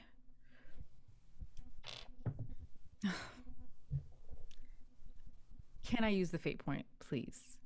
Oh no, I'm down. I'm just not rolling well today. Even with the D4, it's not going to help on that one. No. Okay. Okay, I mean, that if there's was. a time to use it. If there's time to use a fate point, it would be now. I just can't even get up there to 19 with this roll. I just rolled a 4 and then a 5. Yeah. Okay. Yeah. My God. On your fate point, bummer. Yeah. Bummer. Oh, Yeah. man. That sucks big time. Well, I think that's it. Let me just check for any. Fate was like, no. I said Yeah, no. it's not meant to be. Just checking for. Oh, I would like to cast. Oh wait, spiritual weapon. That's a bonus action. Well, it's a bonus action for the weapon to attack, but I don't think casting the spell. Got it. Yeah. Isn't that what it is? So you still have to take an action to cast the spell, but then once the spell is And then enacted, each the bonus time- action is for the attack. Right. That makes sense to me. Let's go with that. Okay. Then, Might be and wrong. Grath, are you still up there in front? I believe so. Oh God, I Yeah, swear, Grath is still like there. after we killed her, we all were down there. So I'm still on that platform. Okay. I'd like to cast, and this has a range of 60 feet. So I'd like to cast Healing Word on you. You regain hit points equal to 1d4 plus your spellcasting modifier. Thank you. Okay. Okay. And then I think that's it for Thanato. So Cassius is next, and Cassius, who fired his non-magical arrow from his non-magical bow into the Zegyi and realized that it did no damage, this time decides to cast Cloud of Daggers right on top of it. Classic. When he does this, Yes. it triggers an explosion that And we're making deck saves. fills the entire sphere. Okay. So everyone needs to make a dexterity save now. Can I offer something up here? Not to screw me over, but just to be completely like as a GM. Okay. I would probably give Leaf disadvantage on this throw because I'm holding Snacks, and I would give Snacks advantage Because of partial cover. because I literally specified that I'm covering Snacks because Okay, fair. I dragged them out of combat. So Okay, that's fair. That's something I think I would petition to be like that would make sense here. A You're giant so sweet, but I'm like, I'm the tank. Someone But let me get I'm not suggesting it because I wanted it. I'm just like I thought we'd be far enough away, but I mean, given the situation, I'm literally holding you when this thing pops. Like I feel like with my back to it, I feel like that's what would be probably what a happened. giant purple sparky explosion Yeah. just fills everything that you can see. All you see is shiny purple everywhere. Okay. Beautiful. Well, with disadvantage, I got a 13 on my save. And you do hear the end of you do hear the end guitar solo to "Let's Go Crazy." Yeah. So at least there's that. Nice. Okay, so everybody, tell me what you got on your deck save. Yeah. Honestly, am happy for advantage because I got a 7 and then I got an 18. Nice. So it was worth it. Like you doing the wrap around me protect. Oh, and I need to see something. How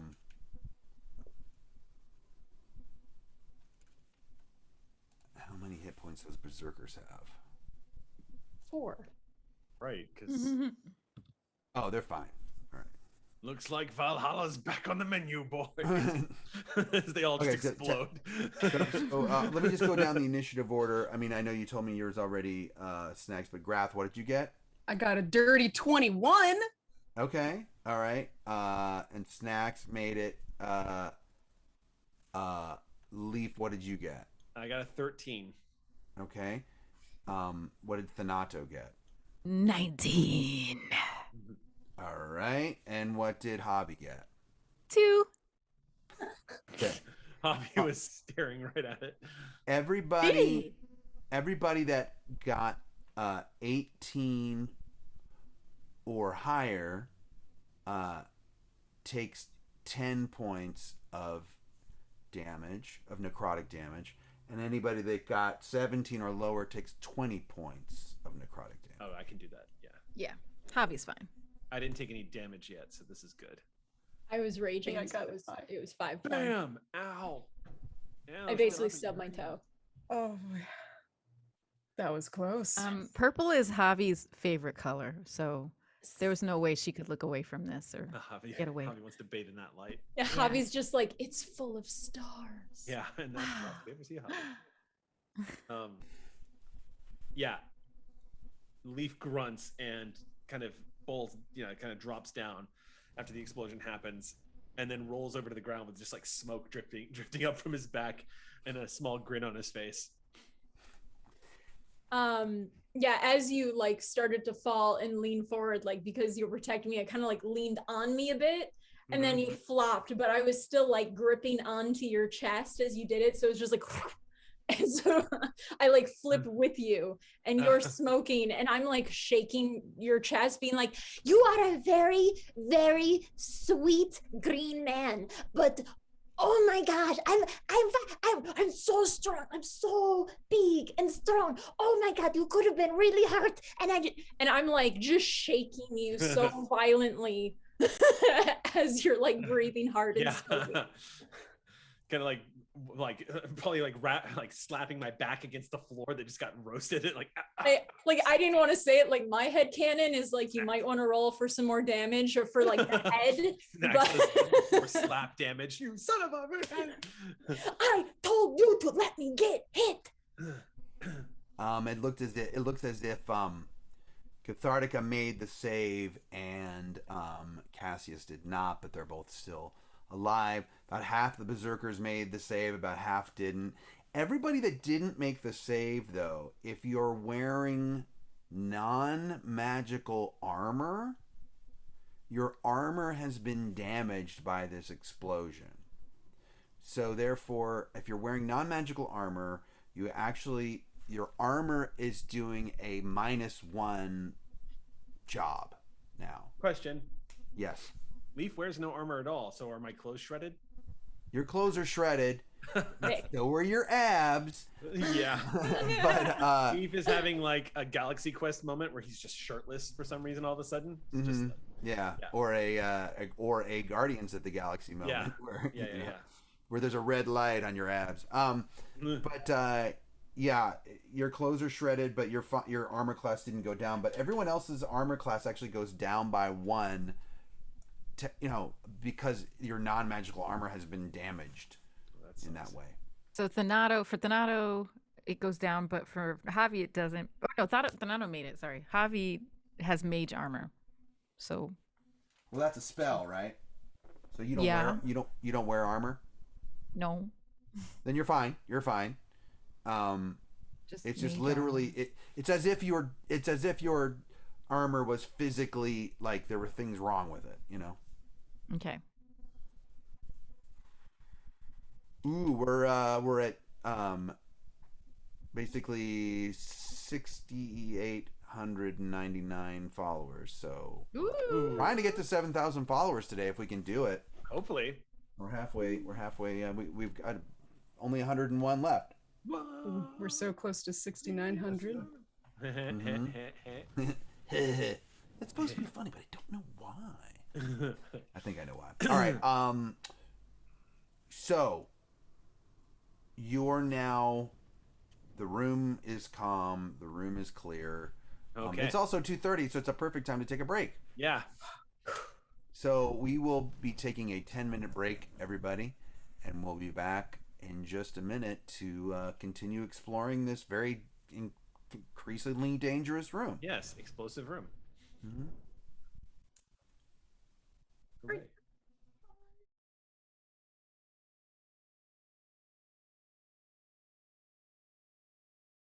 Spurt, the kobold, briefly serving as the guide to the Mighty Nine, led them down a tunnel of the Underdark, and then, as the Mighty Nine were chit-chattering, kind of went off ahead on his own, and entered a big giant cave that had two fire giants. Now, Spurt is a CR 1/8 monster. Fire giants each are like a CR 9 monster. So he threw his bag of bees at one of them, and it did what you would expect a bag of bees to do. It just plopped down in this little bzzz, no effect whatsoever. And then one of the giants just smushed him.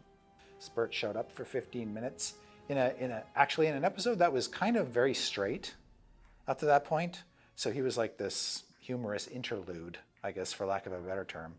So the fact that he was humorous, the fact that he wasn't live there for very long, so you only got to enjoy him for a brief period of time, I think that won a lot of people over. And then Chris Dupuis, one of the people who works on the creative side of Idle Champions, said, hey, this little guy, he's something. We can make something out of this. Do you mind if we take that ball and run with it? And then they made it. And then they had their little gifts that they did showing Spurt being smashed with the big hammer, and it's like, yes. Why do they fall in love with Spurt so much? Because he tries. You know, life has dealt him a cruel hand. He is a kobold who has never seen the light, and life down in the Underdark is a horror show for the most part. Yet, you know, he's managed to live 11 days and done pretty well for himself in that time, and he seems like an upright little guy. I think the fact that he's small, that he's unabashedly harmless, and that he's got all these fun little toys that can surprise and delight makes him an easy sell. There's just something kind of pathetic and likable about kobolds in general. Because they are on the absolute weakest spectrum of humanoid life. It's like you can't find a humanoid character really who's any weaker than a kobold. Weaker than a kobold would be a terrible insult.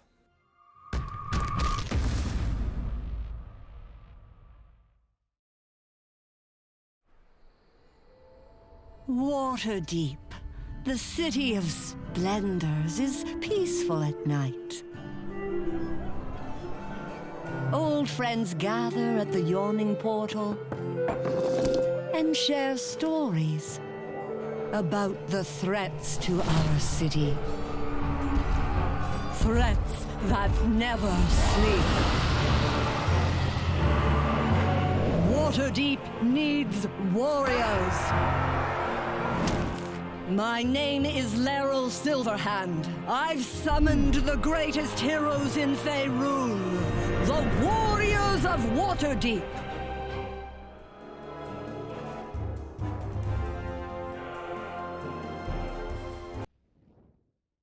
This is everything you need to know about our terrain in 60 seconds.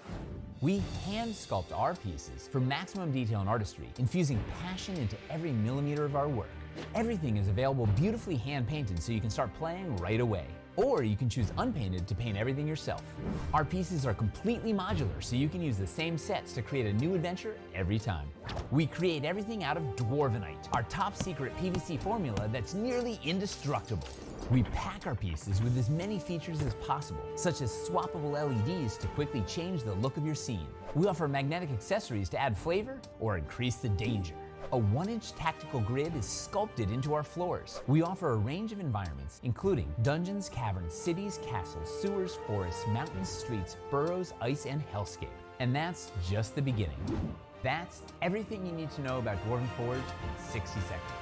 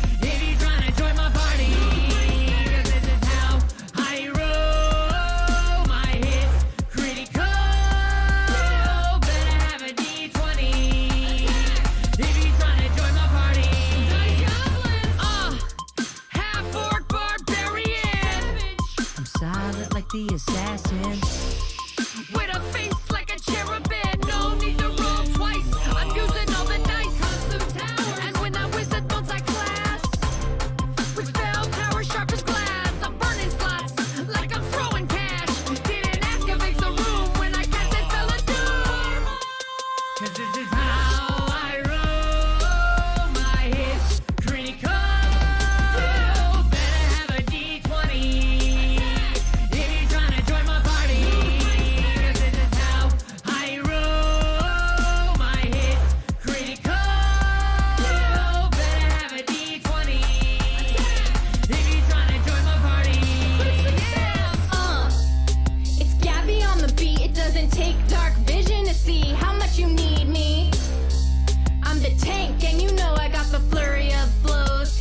Trying to go home with AC so high, my divine smite will keep you up all night. Watch as my frenzied rage flattens your mage. Don't start stepping or I'll use my breath weapon.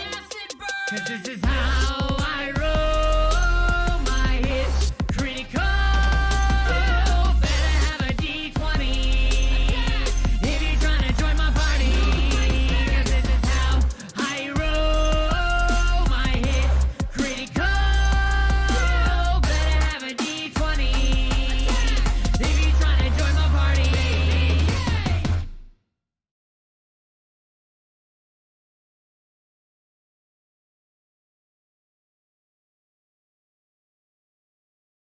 The mighty red dragon swoops in over the battlefield. The wind beating from its wings nearly knocks you over. As you stand in its mighty presence, you realize there is no hope for any of you. Well, I'm out of spells, so I'm just a 10th level dude. And I'm still unconscious. So if one of you could please go into my bag and get my healing potion, that'd be great. Then I smash the lizard. Raging, charging, power attack. Roll your worthless attack.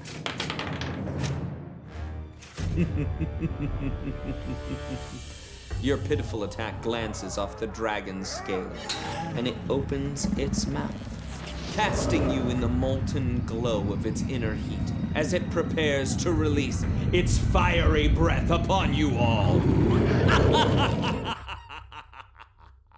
Wait, I haven't gone yet. What weapon could you possibly have to defeat the great dragon? The greatest weapon in all the realm, forged by Norse foundry to defeat all evil. No, it can't be.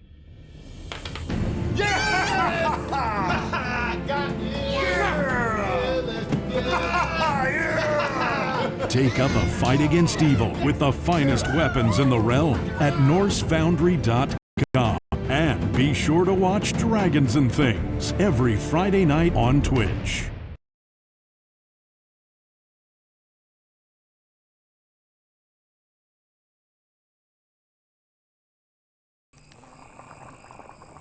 Something is out there.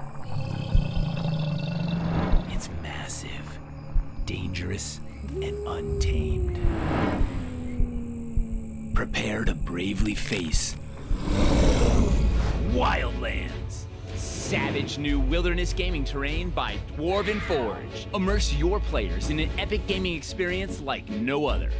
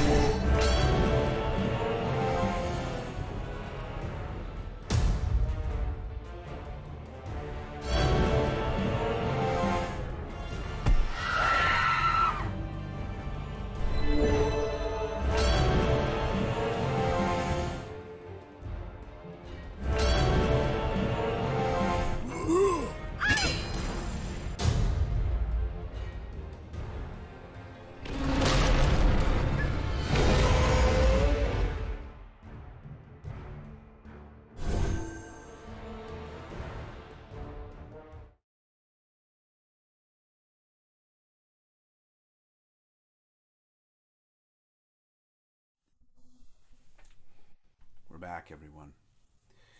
Yes, we were just discussing how much confetti was on that platform, and it is just everywhere. You've now defeated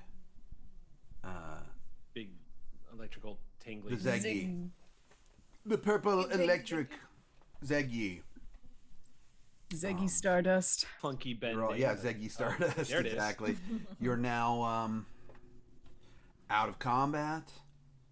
The cage has been knocked to the little area between the flat platform and where the sphere starts to go upwards. So it's just kind of lying there. You've got the golden plate mail and the sword. There's the tray that's made of alabaster. On the little dais, and then there appears to be something beneath that when you cast a detect magic. Mm-hmm. Glowing underneath. And here's where we are. So Snacks looks at the cage that is now knocked off to the side, and she's like, all right, honestly, the big piñata, I feel like that was kind of my bad. We didn't know. That's fair. That's fair. That's kind of my bad. We needed it to be moved. It probably would have just been awakened no matter what we did to that cage. So Very true. don't worry about it. Very true. Okay, I won't, and I'll continue to make such decisions because I've learned nothing. What would we do without your decision making? Survive. We'd probably Speaking still be of lost. Grath, how are you? Hi. Grath is still kind of clutching her ribs and is slowly, like, she's making her way back towards the entrance that we took to this room. All interest in the shinies and the extra treasures has left her eyes. She's like kneels down on that upper platform and says, you all go and see what... Yeah. And like just falls on her knees. Glance over to the cleric and just say, can you help her? Well, Javi's also gonna look up at her. Oh, dear. Cathartica said, do any of you need healing? Because I know we need it up here. Why don't we, let me come down there and help you all.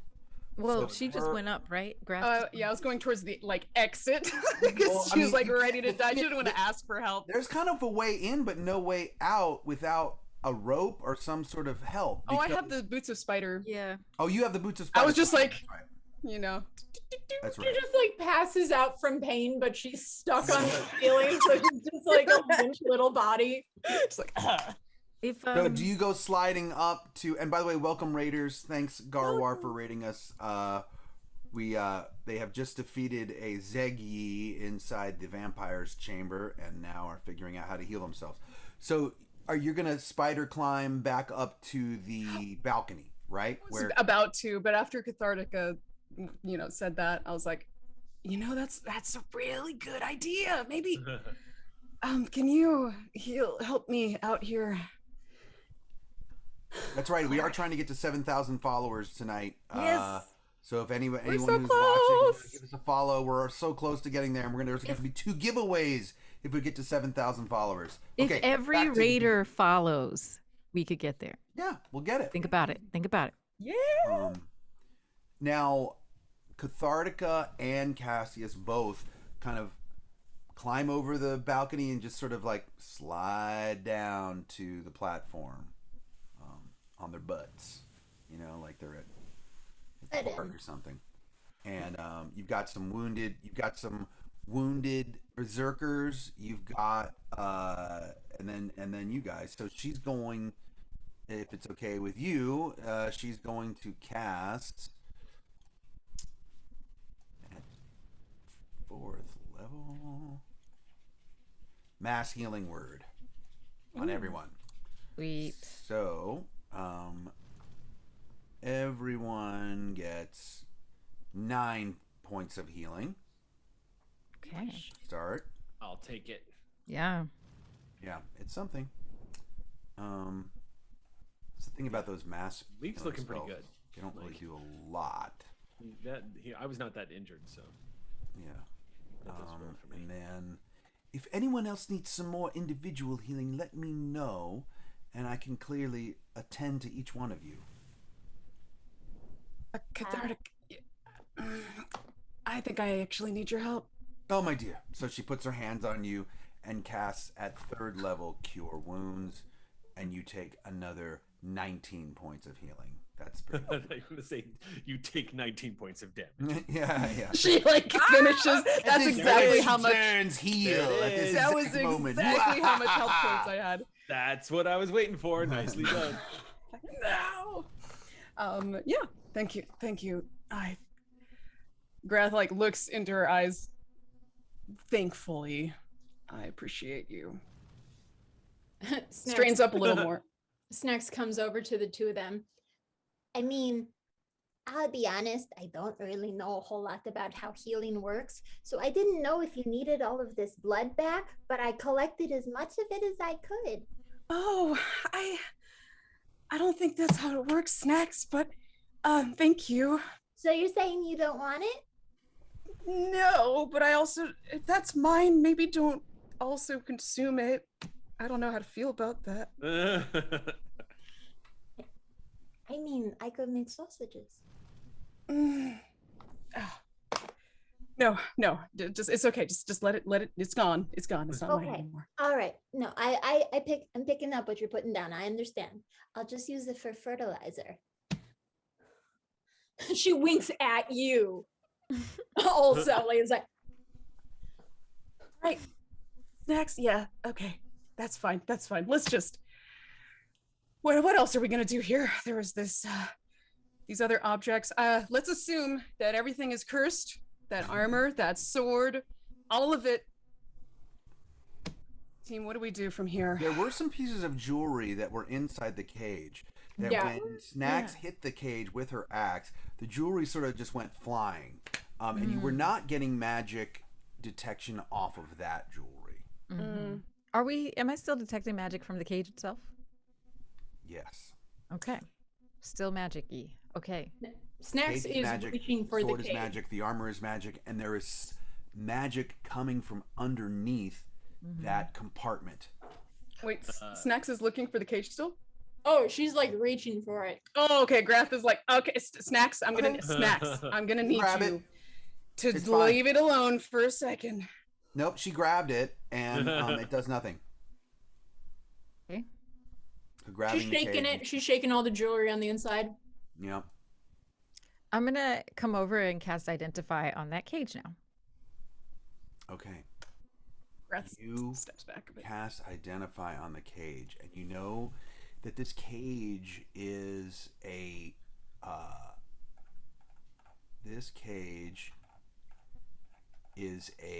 an artifact, and it's called the Prison of Zagyig. And what you know from it is that you could, by knowing the activation words, you could imprison someone in that cage magically. And they would magically shrink down to that cage and be stuck in that cage for as long as you wanted them to be.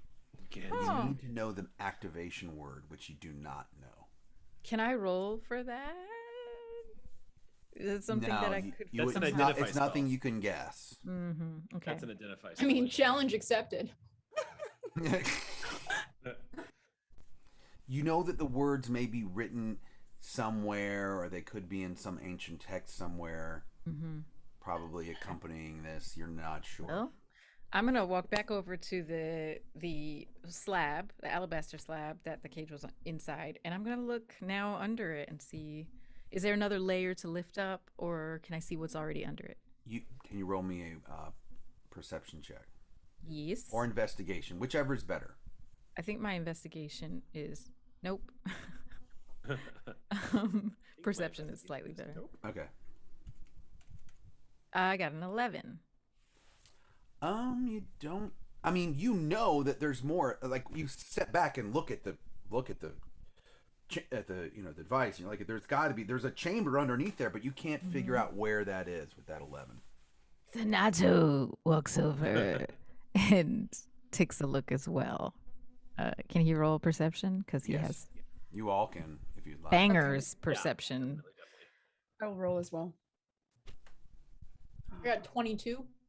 Whoo, nat 20.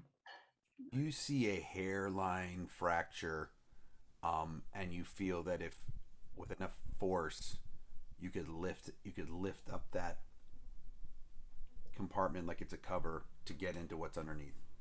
Snacks, will you assist me in lifting this up? I could manage a muster. She walks over and she was still holding the cage full of jewelry, and she just kind of like tosses it to Grath. Feels like out of everyone, you kind of earned that. Grath grabs it, just wordlessly stands there, eyes wide. But yeah, like Snacks like takes her little like claw paws and is like getting them like right in like the little thing, like, and hold on, wait, this is there, up, and like flips the table. With the strength of the two of you, you're able to lift it, and now you realize there's a much larger area underneath, and this is what you see. You see actually 7 books. Ooh. And what clearly Javi does that. coffin. She actually does it. Like, there is nothing. If you want to show that, Matt, for under the second slab, nothing quite says vampire coffin like that. Yeah. There's nothing. There's nothing more obvious than there's a vampire here than that coffin. I just watched Dead and Loving It a few nights ago. I need to watch that Almost again. dead. Javi is really excited to see these books. Yeah. Can I? And with your, if your ritual detect magic is still going, that is what you see. You see 7 books above, and then a coffin right below. And are they all everything here is magical? The 7 books are magical to you. Got it. Okay. Okay, I love books. Can I read what's on the spines? You would need to cast identify on each one. I'm not ready to touch them yet. Okay. Well, should we open this coffin first? I think it's funny that you're like, ooh, I don't want to touch the books, but let's open the coffin. It's not magical, so. You could set anything that's sleeping inside on fire and be done with it. Agreed. Yeah. The books first, then. You all take what you want first. Yes, I do want the books. I'm just worried because they have some type of magic, and I don't know. Snacks If grabs a book. Okay. This? Okay, when you grab the book, There we go. There we go. There we go. Something else starts to materialize. Oh my gosh. I I thought for sure there was no chance it would happen twice in a row, but It here we looks are. very similar to the creature that you just battled, but this time it is a bright yellow. A bright yellow. I'm so sorry. As it starts to materialize, you start to hear this song.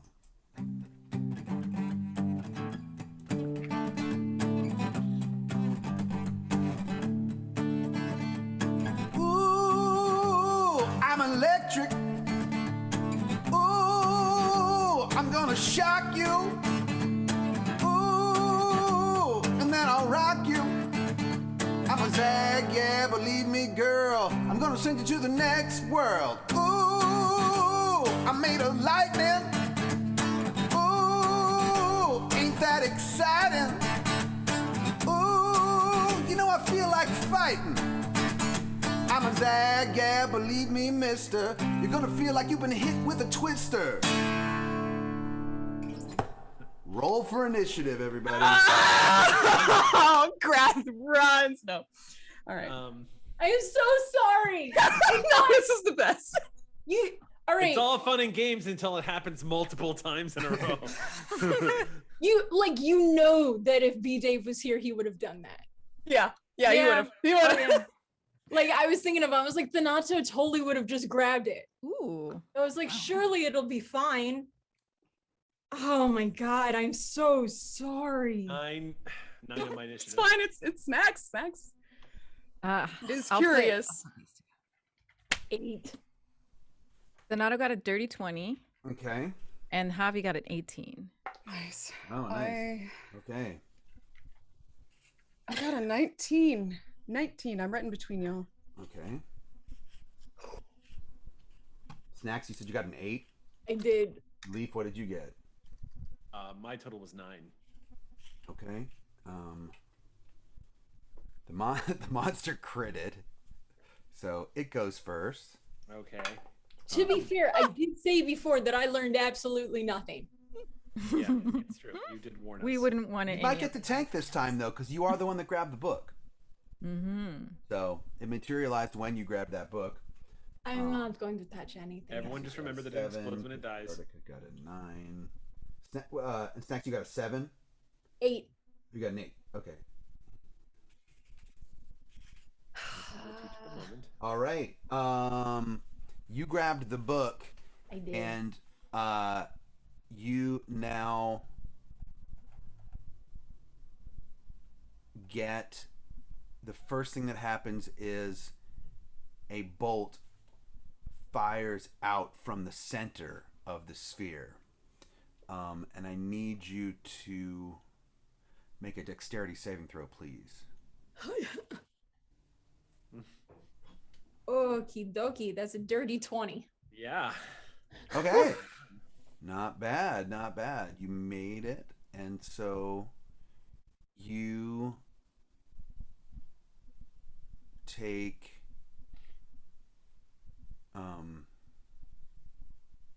it misses you. It straight up misses you. It's like a bolt that just flew out and just goes right over your head. But it's got some other attacks. Now it's big old yellowy tendril comes and tries to slap you. Tell me your armor class. With every single time it tries to hit me, Snacks is just like, that's fair. That's fair. The first one hits you for 9 points of radiant damage. Yeah, that's. The second one misses, and the third one hits you for another 9 points of radiant damage. I deserve this. That's okay. No. Yeah, that's okay. Yes, but no. Okay. Like, I just picture like it hits me and it's like, yeah, that's fair. I told you. Yeah, I know. I really go ahead. Is our bless still active? No, that lasts. Actually, yes, it lasts for 10 minutes. So if you, it hasn't. It's only been a couple of minutes. So. Yeah, so as long as y'all haven't wandered out of 30-foot range from each other, which I don't think it has. I don't think we can even get that far. Yeah. Okay, then it's Thanato's turn. Tell me what he's gonna do. Thanato is going to toll the dead, and he says, "Won't be long now." And you hear the bell, the sound of a dolorous bell filling the air. He points at this thingy, the Zeggy, and it has to succeed on a wisdom saving throw or take 1d8 necrotic damage. 1d8? Yeah, 1d8. Zegya. So you fought a Zegyi, and now you're fighting a Zagya. Oh, interesting. Zagya. Good, thank you. For my notes, I will update them. Sure. How do you spell that? XAG-YA. Got it. Thank you. So, wisdom saving throw. At 15. Necrotic that you're. Mm-hmm. Okay, good.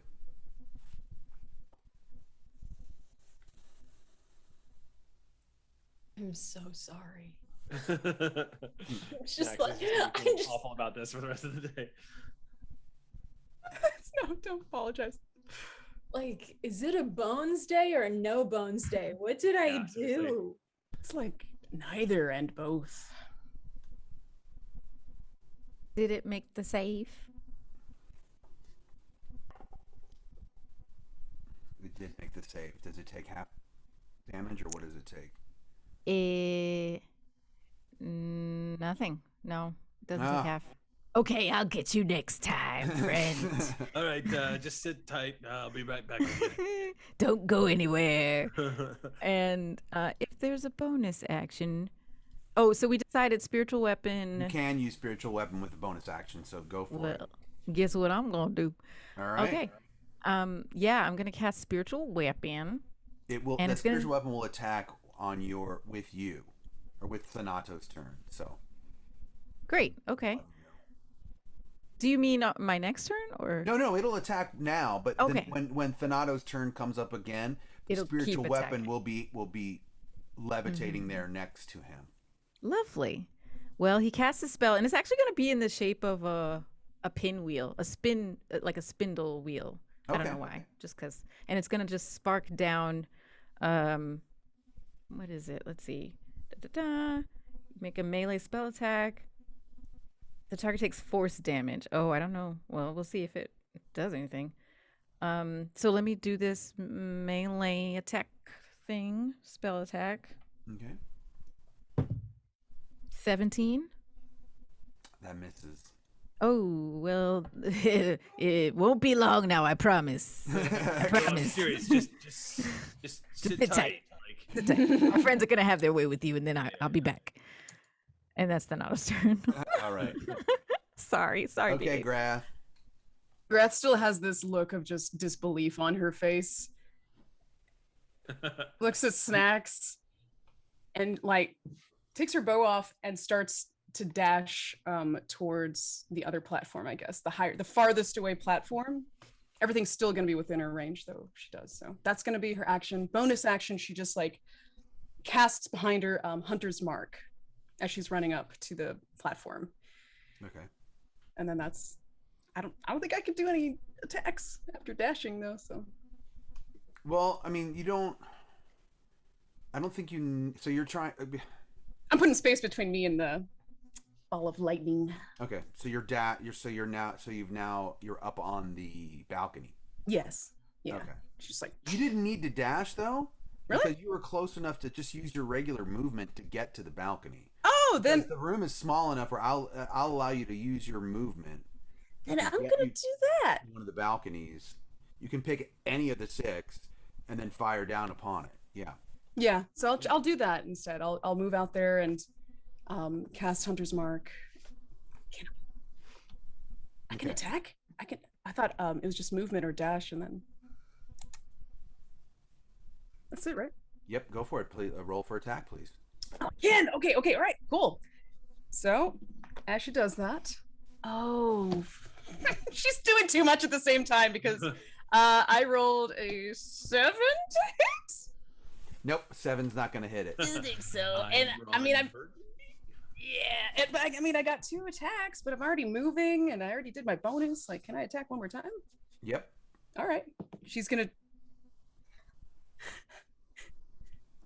Yeah. You know, she Grath is so like just pissed, unfocused, tired, hurt. She just like she's running, she's like casting this and like trying to like backwards look down and hit 2 arrows. They completely miss and just bounce off harmlessly around the lightning creature. It just curses under her breath in Infernal. But she reaches the platform away.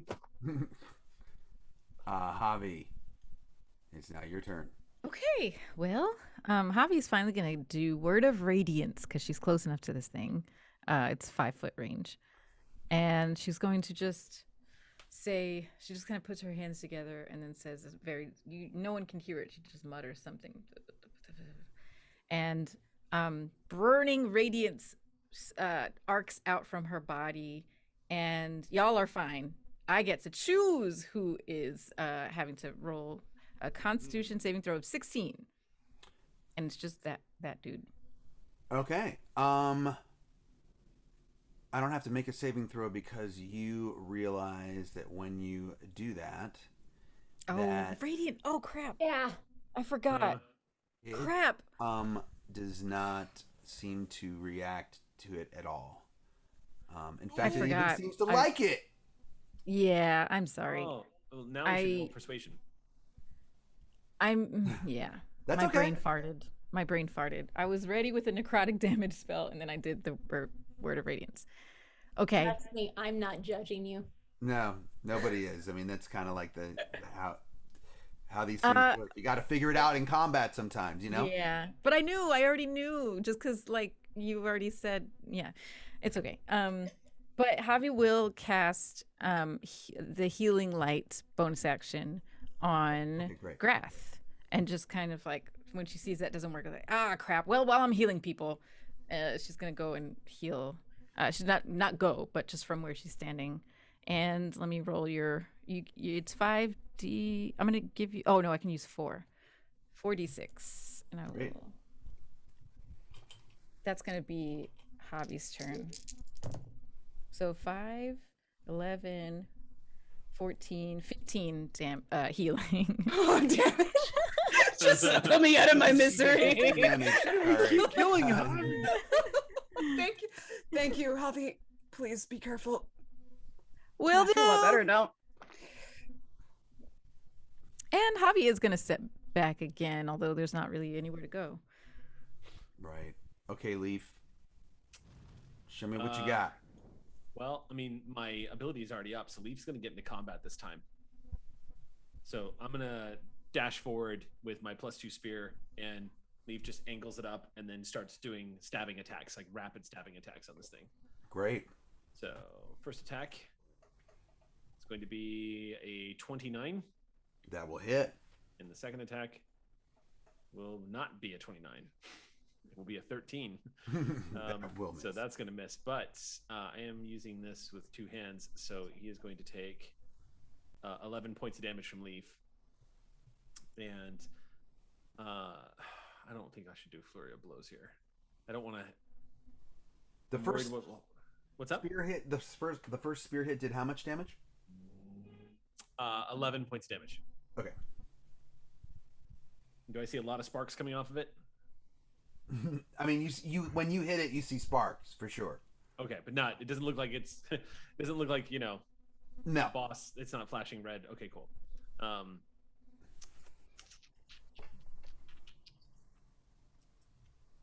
want to Flurry of Blows this thing. Sure, let's try it. I'm gonna Flurry of Blows this thing. And your flurry of blows are necrotic, right?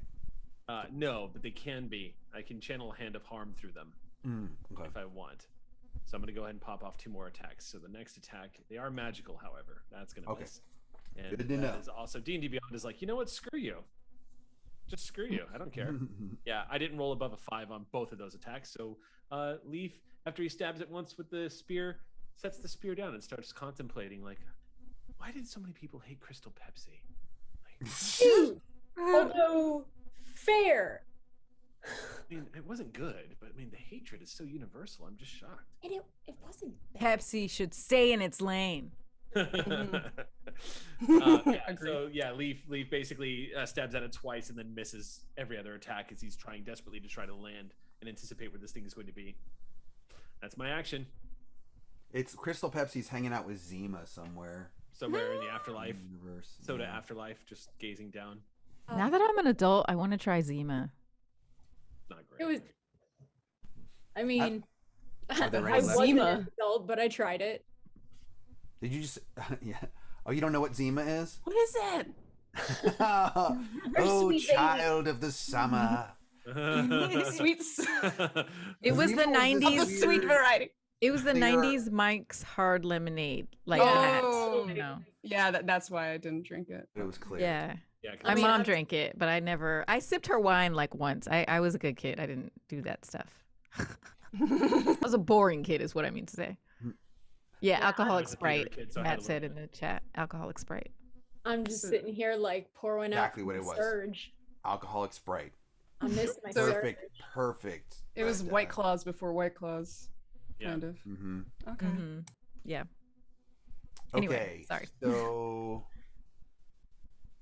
it is now Cathartica's turn, and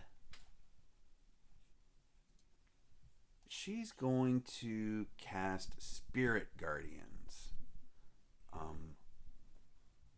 to attack the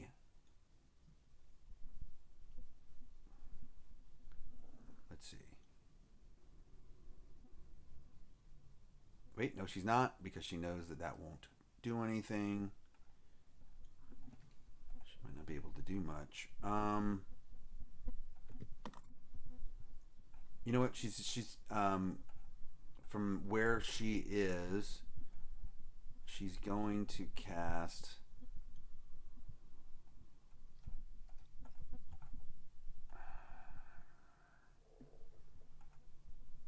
Sorry, let's see this. I'm not sure. She realizes she probably has that almost all of her attacks are radiant, being a lawful good cleric of Elona. So she is going to Curse the GM. try to. What's that? She spends her action cursing the GM. Yeah, pretty much. Yeah, so I'm cursing myself. She's gonna cast another mass healing word just to try to top everybody off, and everyone gets 7 more points of healing. Okay. Aw. I'm about to get punished for what I just did. I'm sure.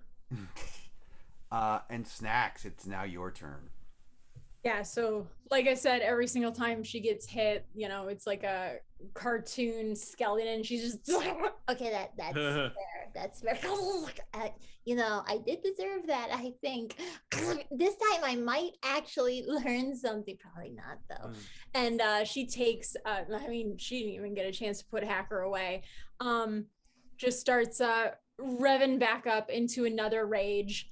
I turned it off and turning it back on again. And yeah, and she takes a run at the new ball. Pinata number 2. Rolls to swing. Ugh. Tactics. Come on, give it to me. Okay, 25. That'll hit. Excellent. So that's going to be that's 13 points of damage for the first one. Okay. And she's gonna wind up to roll again. Ooh, that's good. 26 to hit this time. That'll also hit. Oh no, the dice is right in the way. It's like, wait, I gotta hit that button. And another 13 points of damage. Okay. Yeah, she hits it twice. She knows this drill, but as a bonus action, she just gives the party one more like. I do feel really bad if that does help anything. I'm really sorry about that. I'll try to kill it as quickly as possible. And she just continues to mutter soft apologies under her breath. Sorry. You do notice that there's a few more sparks fly off of it when you hit it, but there's no sparks flying off of it continuously just yet. It's now Cassius's turn, who's learned his lesson from the last one, and this time Cassius does cast Cloud of Daggers on it. I guess maybe that's not really learning his lesson, but because the last time it exploded, but I think he knows it'll do some damage, so he casts Cloud of Daggers, and it does. He casts it at 3rd level because he's got a slot left there. Actually, he casts it at 4th level because he has a slot there. And 27 points of damage to it. And as the little daggers hit it, you see sparks fly off here and there. Cloud of Daggers is all these little, it's like a cube of daggers, just the cube's right on top of it, just slashing away. So that's good, and that will actually stay on top of it. So now the cube has all these daggers flying around inside of it. Rather now the sphere has this cube of daggers around it. Okay. Almost identical to what happened the last time, because these berserkers are just out for blood. They don't really care or know to learn. You see these 10 berserkers in various, hacking, slashing, bow, everything. Nothing does anything. Anytime the berserkers try, it's like they're attacking a ghost. One of them even accidentally slips into the Cloud of Daggers. He rolled a 1, and he goes back to the drinking tables at Valhalla. Yeah, so now you have 9 berserkers, because one literally rolled a 1, slipped into it while he was attacking, got destroyed by the Cloud of Daggers, and then disappeared. Timothy, no! This is going well. Anyway, so that's what the berserkers are. It's now the top of the round, which means the next round, which means it is the Zagya's turn. So,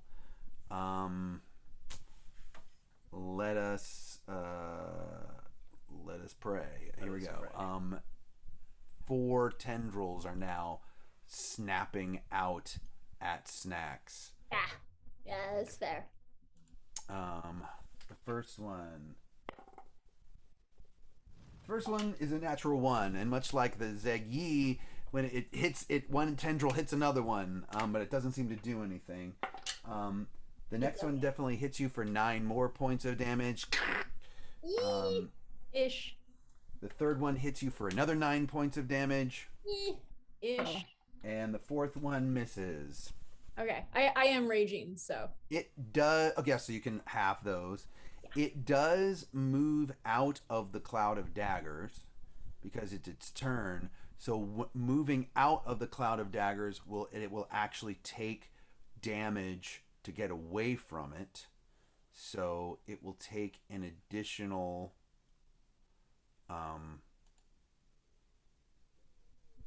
It takes another 21 points of damage. Nice. Because it moved away from me, do I get an opportunity slap? Yeah, because it's not disengaging. So yeah, you can get an opportunity attack. Cool. Do I have to roll to hit that, or do I just hit it? No, you have to roll to hit. You just get an opportunity to attack, but it's not an automatic hit. Well, that's a 19. Ooh, Confetti time. That'll hit it. I mean, it's a 27 to hit, so. Oh, okay. Oh, it was a natural 19. Yeah, it's a confetti time. Yes, you get a. All right, so that's 23 points of damage. onto its rumpus. Okay, it is starting to spark a little bit, not continuously, but now sparks are sort of flying off of it here and there. More so Yeah. than As it moves away. Hey, I'm paying penance over here. Come back.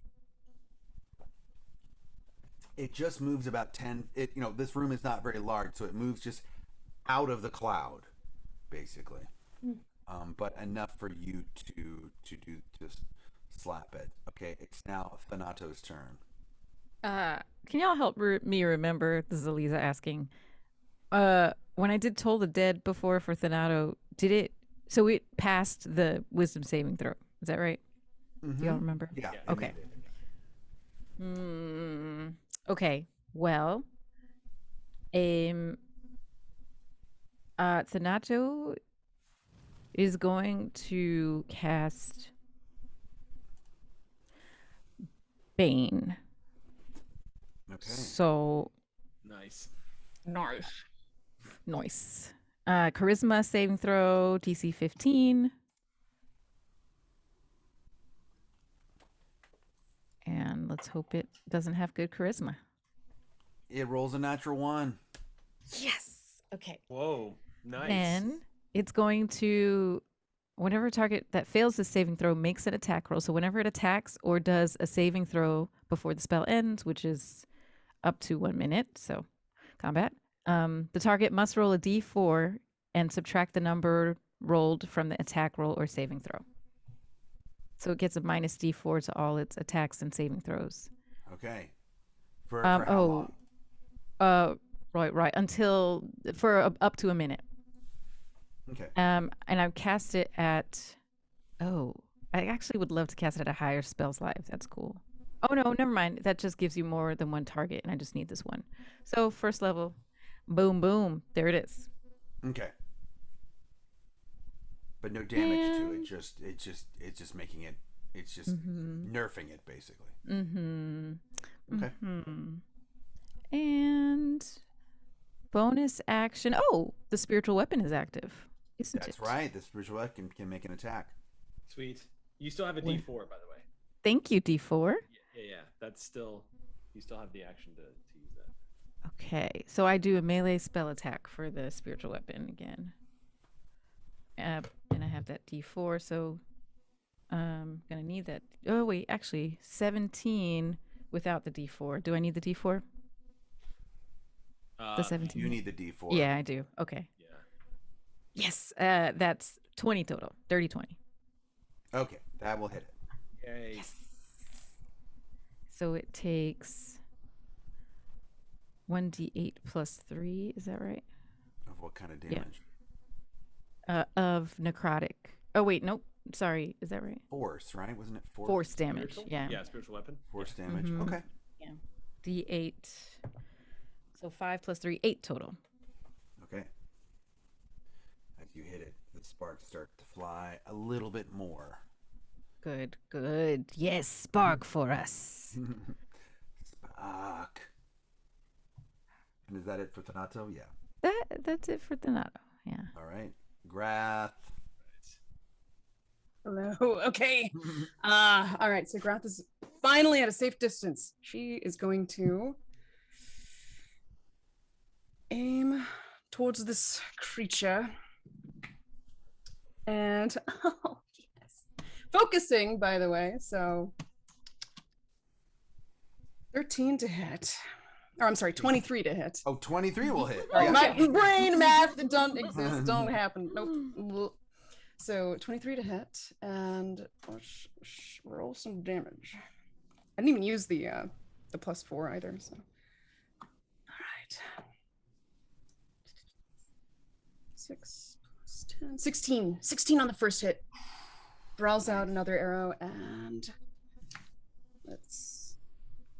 Oh wow, 21 to hit. Woo. Hit. Yeah. All right. She's back. Yeah, She's just like feeling good. She's like, her stance is proper now, and with that, there's another 18 points of damage. And it's, wait a minute, not just 18. Not just. Forgot to roll for Hunter's Mark. I'm sorry. Oh yeah. No. So 20 points of damage for the second one. Hey. Okay. This thing is really starting to spark bad. Keep your distance, everybody. Very similar. Oh wait. Maybe not at the last moment of the purple one, but it's starting. It's sparking constantly now. Okay, Javi has a thing. She's gonna try. It's now your turn too. Yeah. Great. Javi is going to cast. Well, yeah, she's gonna cast Gust. So it has to say. We established that it's medium size. So, I mean, it's not gonna push it. Oh wait. Well, okay. I will let the DM decide. The options are if it passes a strength DC 16. Actually, let's just see if it passes first, and then I guess we can figure out what it does. Okay. It needs to make a DC of 16. Strength.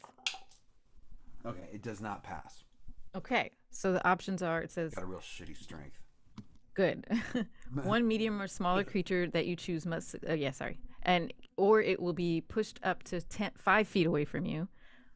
Or I create a small blast of air capable of moving one object that is neither held nor carried and that weighs no more than 5 pounds. The object is pushed up to 10 feet away from you. Does it weigh anything? Can we consider it an object? I would say no. I would say it probably weighs less than 5 pounds because it's like a weird spiritual. It's an aberration. Yeah, either way, it's rude to ask. Yeah, I mean, and you never ask a Zagyat's weight. We've all been right. That, but yeah, it doesn't really weigh much because it's just made of energy. So the options are medium or smaller creature is pushed 5 feet away from me, or a small object no more than 5 pounds is pushed 10 feet away from me. It's I'll let technically you a creature decide. though, so we're gonna have to go with so it gets pushed 5 feet back. Okay. All right, not much, but maybe it'll save us a little. I don't know. That's it for Javi's turn. She's then now gonna run and duck, kind of try to duck for cover, like somewhere. Okay. Leaf, what are you gonna do? I mean, Snacks is in this thing's face again, right? Oh yeah, right. I'm gonna there. take. Snacks told me how to handle this. Now that we're here again, so instead of going to grab Snacks, Leaf is going to respect her wishes and leave her to do as she pleases while this thing's about to pop. Where's Grath at? In comparison, you're the farthest one away, right? I'm the furthest. I'm like on a platform by Grath is up on one of the balconies. Yeah, just poised with my bow out. Okay. Leaf is gonna move his full movement of 45 feet to get away from this thing. Okay. And when I get to my maximum distance, or I'll get about 40 feet away from it, and 45 feet away, and then I'll sacred flame this thing, see if I can hit it. Okay. The farthest you can get from it is about 30 feet total, because 30 feet. The room, even at its Oh, okay, right. Okay, so yeah, I'll do 30 feet away, and then Leaf clutches his amulet, his holy symbol, and just Sacred Flame is radiant damage. Oh, that's right. It is radiant damage. In which case, I can't really harm this thing because I didn't take any fire damage for Leaf. I mean, you can't harm it from a distance. You could turn your punches necrotic. Yeah, but I can't punch range. I'm not Bruce Lee as much as I want to be. Let's see. Could hurl my spear, but I'm worried about the spear because this thing seems to do damage to magic. Oh, I have a +1 dagger. I'll throw it. I can do that. Yep.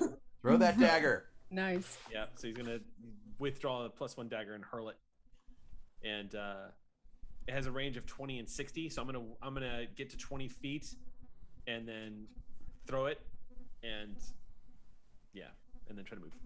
Tell me what you got. Is a 27 to hit. Woo! A 27 definitely hits. And I roll a whopping 6 points of damage. With that 6 points of damage. Awesome. Awesome. A burst of radiant energy fills the entire spherical chamber. Everyone needs to make a dexterity saving throw, please. Of 18. You got to make 18 or better. All right. Come on, baby, come on, baby. I rolled a 10 plus 8, 18. Wow. I am going to use a fate point. The last thing I hear before the Right deafening there. sound of the explosion is Snacks going, Leaf, why didn't you get me? Finally. Because I am right in its face, and I mean, honestly, I'm sitting here like, am I gonna grab another book? Am I? Should we save the fate point? Am I gonna grab that book? Is anyone gonna let me grab a book? Should I use the fate point? To grab another book and summon another? Use the fate point to do what? Do this deck save. Because I got a 7. I mean, yeah, I think you should use it. Yeah, okay, that's fair. I'm gonna use it. All right. I'm gonna go ahead and use it. And I got a dirty 20. Beautiful. I just see this like nuclear blast happening with Snacks like right in front of it, and she's like, on second thought.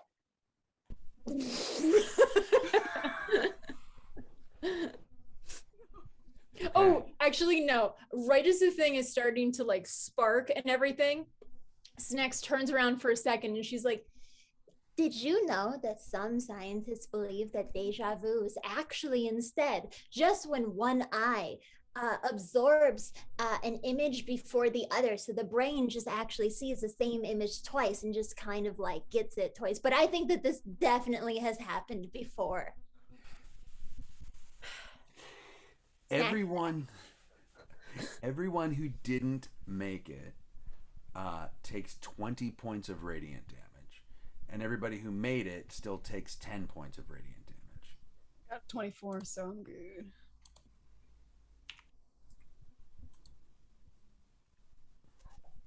How much if you made it? Sorry. If you made it, you take 10 points of radiant damage. Okay. 10. If you didn't make it, 20. Ouch. Also, anybody who didn't make it, who's wearing metal armor, let me know. Uh-oh. Because it's electrical. Oh wait, who didn't make it? Yeah, you made it though. Yeah, I did. Thank you.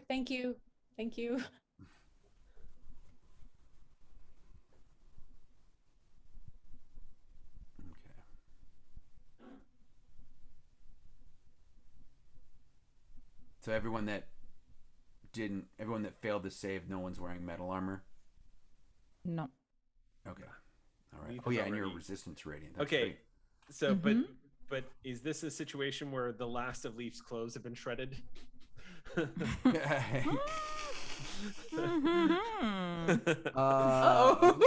You are well, but you made it though.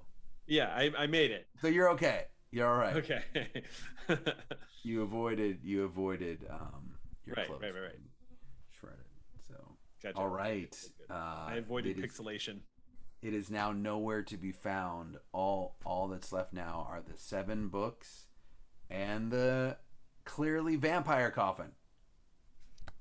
Snacks turns around, slightly singed and like dark sooty, like on the front, and just like turns around and goes, Javi, I got your book. Javi also runs over, and even though she failed that save, you notice that she doesn't look too bad. She took some damage, but she soaked some of it, being a celestial warlock. And so she comes over. Actually, no, maybe it's because she's an air genasi. I forget why. Anyway, she comes over and she takes the book, and now she casts Identify on all of them. Books. They're just These a bunch books of are pretty trashy awesome. romance novels. So here are what they are. One second. Oh, here we go. I actually hand you like a 1996 issue of Maxim. There you go. One book is a manual of bodily health. One is a manual of gainful exercise. What exercise? Painful. Painful exercise? Gainful. Gains, Okay. baby. Gotta get your gains. Gainful exercise, gainful exercise, same thing. Dude, One is a manual of quickness of action. Oh, shiza. Okay. Nice. These were worth the combat. Yeah. One is a tome of clear thought. Oh, damn. One is a tome of leadership and influence. Ooh. And one is a tome of understanding. The last book is bound and sealed, but on it, by casting the spell, you know it to be the Demonomicon of Igwilv. Ibs. Ooh, yes. Boy. But what these other 6 books do is they give +1 Yeah. to each Those are stat. stat books. That's huge. Those are big. Once you fine. read them, one's for strength, one's for dexterity, one's for constitution, one's for intelligence, one's for wisdom, one's for charisma, and one is for wisdom. So of each stat. Which one has the best pictures? Probably the Demonomicon. Or the gainful exercise.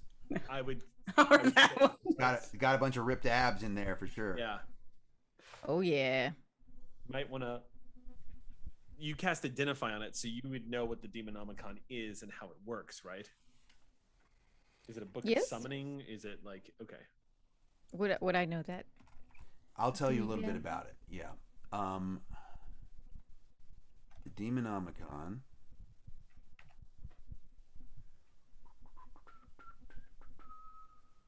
Getting to that. This brass-bound book contains a treatise on the powerful evil creatures of the lower planes.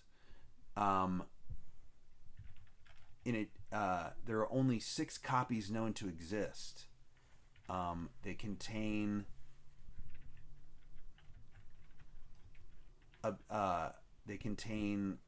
Recipe? 3 clerical spells, 6 magic user spells, and you know that if you once you possess the book, since you survived the Guardian attack, that now that Guardian will actually guard the book for you. And it also contains the activation word for the prison of Zagyig. So you know now that a little bit more about the prison of Zagyig. It's usable only by a wizard or warlock or sorcerer. And That is not a druid. it has a permanent anti-magic and anti-detection spell on it. It appears to be nothing more than a small, well-made bird cage. And actually, if detect magic is cast on it, there was a 50% chance that you wouldn't have been able to identify it. But I rolled privately, and you were able to identify it. So what you do is you use the once you activate it, it has 2 effects. The first is that the door of the cage is sealed by a wizard lock. The second is that you're able to imprison a creature within the cage by speaking the trigger word, which you now know from reading the Demonomicon, and uttering a special command spell with a casting time of 1 round. And the command spell must contain the personal name of the creature to be imprisoned. In other words, you can't encounter a random monster and imprison it. You would need to know that person's name. You need to know that monster's name. And if you don't know the person's name, the history of the person has to be recited in great detail in order to get them to be imprisoned. They would make a saving throw, and if they made that saving throw, they would be unaffected. But if they fail, they are immediately reduced to 3 inches in height and are instantly teleported into the cage. Magic does not function within the cage. Imprisoned creatures cannot free themselves with spells or magical items. An imprisoned creature does not need food or water while imprisoned, and will be instantly restored to its former size once freed. But you're whoever controls the cage will be the only person that can free them. I'm trying to, yeah. So pretty handy. So they're still there. Is that what that means? Those zaggies? Zaggy? Right. Oh, you mean the creatures that you destroy? Yeah, they're still there. So they're actually there to protect the Demonomicon. Okay. But now they work for us. Mm-hmm. Now they will protect that book and the possessor of the book. I'm going to share all of this stuff with everyone else. So what you're saying is not really that bad that I grabbed that book and got us instantly into another encounter with another thing that totally exploded and hurt us, right? Oh, absolutely. It was the only way here. Great. In that case, I have learned absolutely nothing. Never change, Snacks. Never change. Well, if it wasn't you, it was going to be Thanato. And Grath looks over at Thanato. So She's right. She's right. Snacks and I are always good for the quick actions. Yeah. Wait, so like, you have to be a wizard or a warlock or a sorcerer. Yes. Yeah, you know, sparkle fingers. You have to be sparkle fingers. Is there, Javi, do you want to like dole out the books? Yes. So DM, can we all benefit from this? Like we can all read them and share them around? We can all read them. Well, it only has one charge. No, I mean, Eric, so what it works is one of you pick but one. we can all have one. Is what Right, I'm you saying. can all have one. But you actually, and one of you can have two because there's 6 books and there's only 5 of you. That's true. Right. Now we all fight each other for the books. Mm-hmm. All right. Well, Grath is going to hand Javi the cage because the prison. Okay. You will find much more use with this. There's a vampire to kill. Oh, right. Yes. Yep. And maybe put in this prison if we can't kill her. I wonder if we can bump our stats before fighting her. Yeah. How long does it take to read these books? It takes a whole evening. Well, by the time we're done, she's gonna be like a super duper quadruple vampire goddess. So yes, we'll save the reading material for later. Yeah. But Cassius and we wouldn't mind one of those books. I bet you wouldn't. oh, this is a little awkward, isn't it? Do we give them a book? No, they're NPCs. Why would we do that? No. In fact, Cassius, I'd like you to heal us, please, and yourself. Me? Yes. Or you know, I do have a healing spell here or there. Okay. But Well, you I can't used really all my attack spell these slots on the Cloud of Daggers, which by the way killed the other one. Just Thanks. saying. Thank you again. But if there's any other way you can help us, I it's have always some healing if you need it. Not me. I'm fine now. So thank you. Yeah, you totally killed the last one, I'm just sitting here in a literal pile of confetti. But no, you did it. It was you with your little thing, your little clown. You don't know how much my spell damaged it. Probably I don't did know quite a lot. Okay, do you want to find out firsthand how much my axe does? No, okay, no. There's no need for that. I mean, Okay. Ugh. I mean, it just seems like you're throwing down, and let's save it for after. Books just look very interesting to me, and I like to read. So Oh, That's- I that's can how you borrow like. one for a little while. And I'm sure you could browse the libraries of Ganzer's ship when we get back. For that. my Yeah? former Yeah. workplace, the library. I'll tell you I what. still work. Mhm. I'll read it, and then I'll give it to you after. But it Look. won't have any. Fine. The story will be there, and honestly, you're a bard. The story is what matters, right? Right. Yeah. Vampire to kill. Right. That is right. Yes. We're not done Javi with this vampire. Javi looks down into the compartment again, and there's the vampire, huh? The coffin. There's the coffin. We haven't opened the coffin yet. Uh-huh. Well, shall we? Or what are the odds that we open the coffin and it triggers a trap? Hey, Pretty high. Pretty high, actually.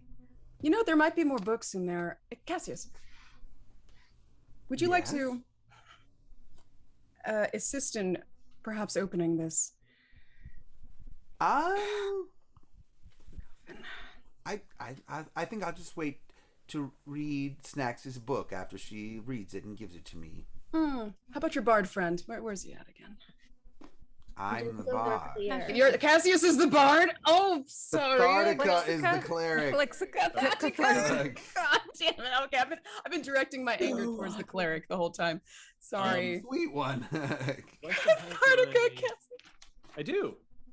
I'm gonna use my quarterstaff and put it against the side of the opening of the top of this sarcophagus and just start gently pushing to see if I can get it to move. Okay. All right. Oh yeah, it'll open right up. Okay, yeah. So the Leaf will use his quarterstaff and just push it, slide it off. Slide it off, and there you see Drelsna in all white. I unceremoniously take my +2 spear and jam it into her heart. Oh. I don't even hesitate. Leaf just looks down and goes, Do it. Yep. Hefts up the spear, and you hear the undeath escapes from her body, and you have now slain Drelza for good. He doesn't even react. Leaf pulls the spear out and goes back to just leaning on it casually and looking at everyone and saying, "And we have the lanthorn, so."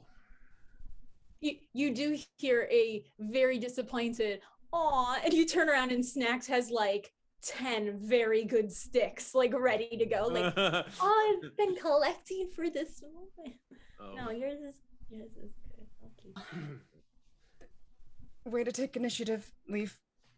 That's Yes. that on that. I think the one thing that we've all done in concert with each other since arriving to this cave is we've all wanted to get the hell out of here as soon as possible. 50-50. Oh, absolutely. Oh. Okay, well, let's go. Come on. I'm gonna do a quick search of the rest of the room, if that's all right. If you want me to roll investigate or perception. Yeah, please do. Which one would you prefer? Whichever one is better for you. You've got some time. At this point, perception, then. All of a sudden your friends from Valhalla slowly start to just fade out. Thank you. We'll see you guys later. You did so good. Like, Nicely done. Nicely done. One that appears to be the leader of them, as they're fading out, just says, "Remember, you can only summon us once a week," and then disappears. See you in a week. Go get some rest. We're probably going to come across a merchant we don't like. 10 Vikings are just going to quiet. All right. Yeah, so I got a 26 to search the rest of the room. Okay. Inside the coffin, you know what?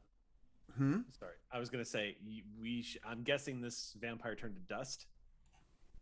Yes, the vampire. Okay, that's a spell component that y'all are gonna want. Okay, vampire dust. Oh yeah. And an excellent spice for chili. Yeah. So what were you gonna say about the inside? So there are, now that you're besides what's in the inside, there's lots of stuff in this chamber. So there's 6 folding like the folding screens are immaculate. The carpets are immaculate. The inlaid stands are worth like 2,000 gold pieces each. The porcelain vessels that we're holding the incense are worth 1,500 gold pieces each. The crystal bowl is worth 3,000 gold pieces. The tripod is worth 750 gold pieces. And not to mention all of the gems inside the crystal bowl. It's a cavalcade of gems, and that jewelry that was inside the jewelry that was inside the cage that shook out when you grabbed it, is studded with diamonds and rubies. You'd think it probably is worth close to 30,000 gold pieces. Another necklace is worth 20,000. I mean, I'll send it to you later. We are literally the Goonies, and we just discovered One Eye Willie's treasure. We're gonna be we're gonna bore the broadcast with like Okay. Yeah, we can leave here whenever we want, right? All you have to do is find your way up to Okay. Here, I'll hopefully this won't. Because I'm wondering, like, okay, so how much do we really want to carry out of here? Well, we do have the bag of holding and the bag of body holding. And me. Yeah, we'll have to make room, I'm afraid. I mean, I have questions on the rugs. Are they boho? Are they more of a vintage vibe? Are they MCM? I don't know if they're going to go in my room, but No, we sell I'm them. redecorating. Right, you can definitely. You can definitely put all that stuff in your room if you want. So yeah, all you have to do to get out is find a signal. Oh right, okay. Oh right. Yep, we got to go back to our dragon friend. All right. Right. Oh boy. Well, all right. Okay, so we gather up all this treasure. Gather right? all the shinies. Gather up what we can. Yeah. What about that armor and the sword? Yeah. Would you like to cast? I wouldn't mind telling you about the sword because it's nasty. Ooh. So Okay. do you cast I bet. your ritual identify on it? Yeah. On the armor too. Okay. Yeah, we want to know. The armor is +2 full plate. Ooh. Which is pretty awesome. So that can be That's no joke. No.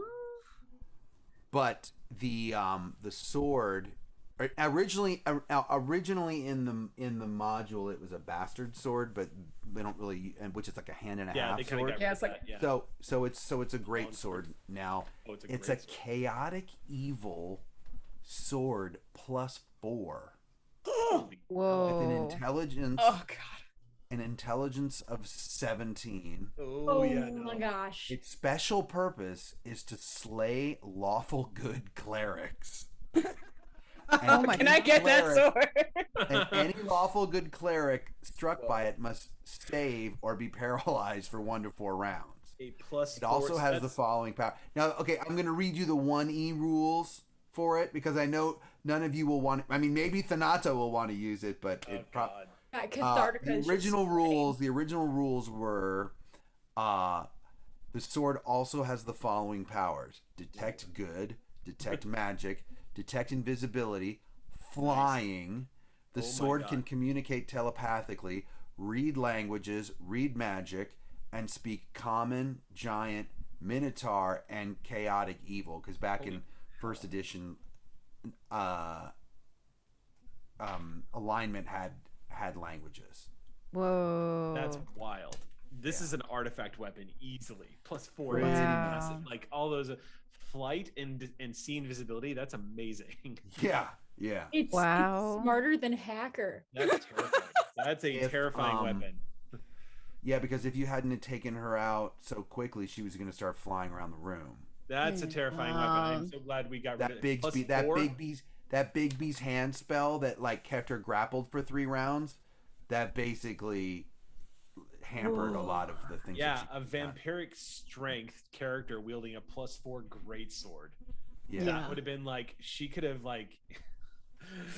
We are lucky. We are very lucky we took care of her when we did. I had a feeling we should have disarmed her before any of this went down. Yeah, I mean, we tried. We totally did say that. We tried. Yeah. We tried. It was a smart play. I don't know. I thought she was great. I thought that she was like real pretty and just like so kind, and I don't know. I just felt like we had a vibe. As you make your way up to the balcony and then out back through one of the illustrious hallways, you find your way to the staircase. And once you get to the top of the staircase, back into the room where Cassius was, if you remember fighting Cassius. Yep. You do actually look down at the crystal on your wrist and you realize you have a signal there. Get us out of here. Mm-hmm. Beep, beep, beep, beep, beep, beep, beep. Ganzerg. Yep. Ganzerg! What? Hello? Who's Yes, Beth! yes, it's me. Yes. Okay, look, we Wait, got you guys are still alive? you. Uh-huh. I better still have my room. We'll I've talk hit about that things in the later. Do wall. you I've have hit the things in the lanthorn? walls. We're gonna discuss payment as soon as we're safe and out of this hell. And then we'll hand over the lanthorn. How does that sound, Ganzerg? Why so much hostility? Hey, We've been here for weeks. Get us out of here. I'm just glad you're alive. Mm-hmm. I don't have to hire any new people. This is great. I can keep them at the same pay rate. Oh wait, is this still on? The same one. We'll see you soon. Get us out of here ASAP. Hurry. All right, well, just make your way up to the surface. Where are you? Outside of the horn? Where are we? I don't know. We're in this cave. Let's go. Everyone, let's walk. Let's start walking. Walk and talk. We'll head out. In the moment Leaf can start smelling the air from outside, his pace quickens.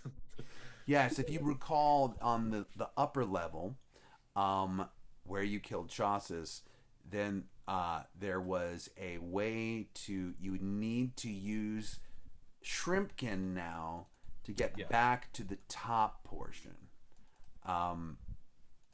But you can do that. We'll say that you say Shrimpkin, the boat takes you back, and then you can go to the stairway leading all the way up. You've killed everyone on the way, so there's no one that's going to stop you.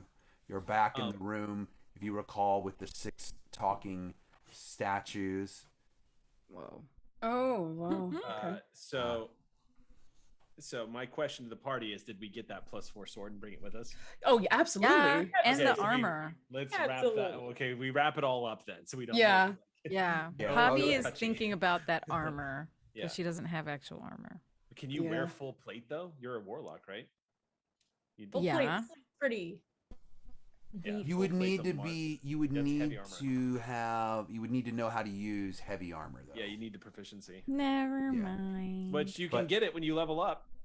I mean, if you want to take a feat it. instead of an attribute increase, you can. Thanato would be able to. Yeah. Oh yeah, Clanky Boy. Yeah. Good, because I was just thinking that Thanato could really use some additional stuff to get bumped up. Yeah. He's so easy to hit. Thanato gets in the front, but he can't take hits. He relies on not getting hit. I know if B-Day was here, he would want that sword. Yeah. He would want the but Grath is kind of no.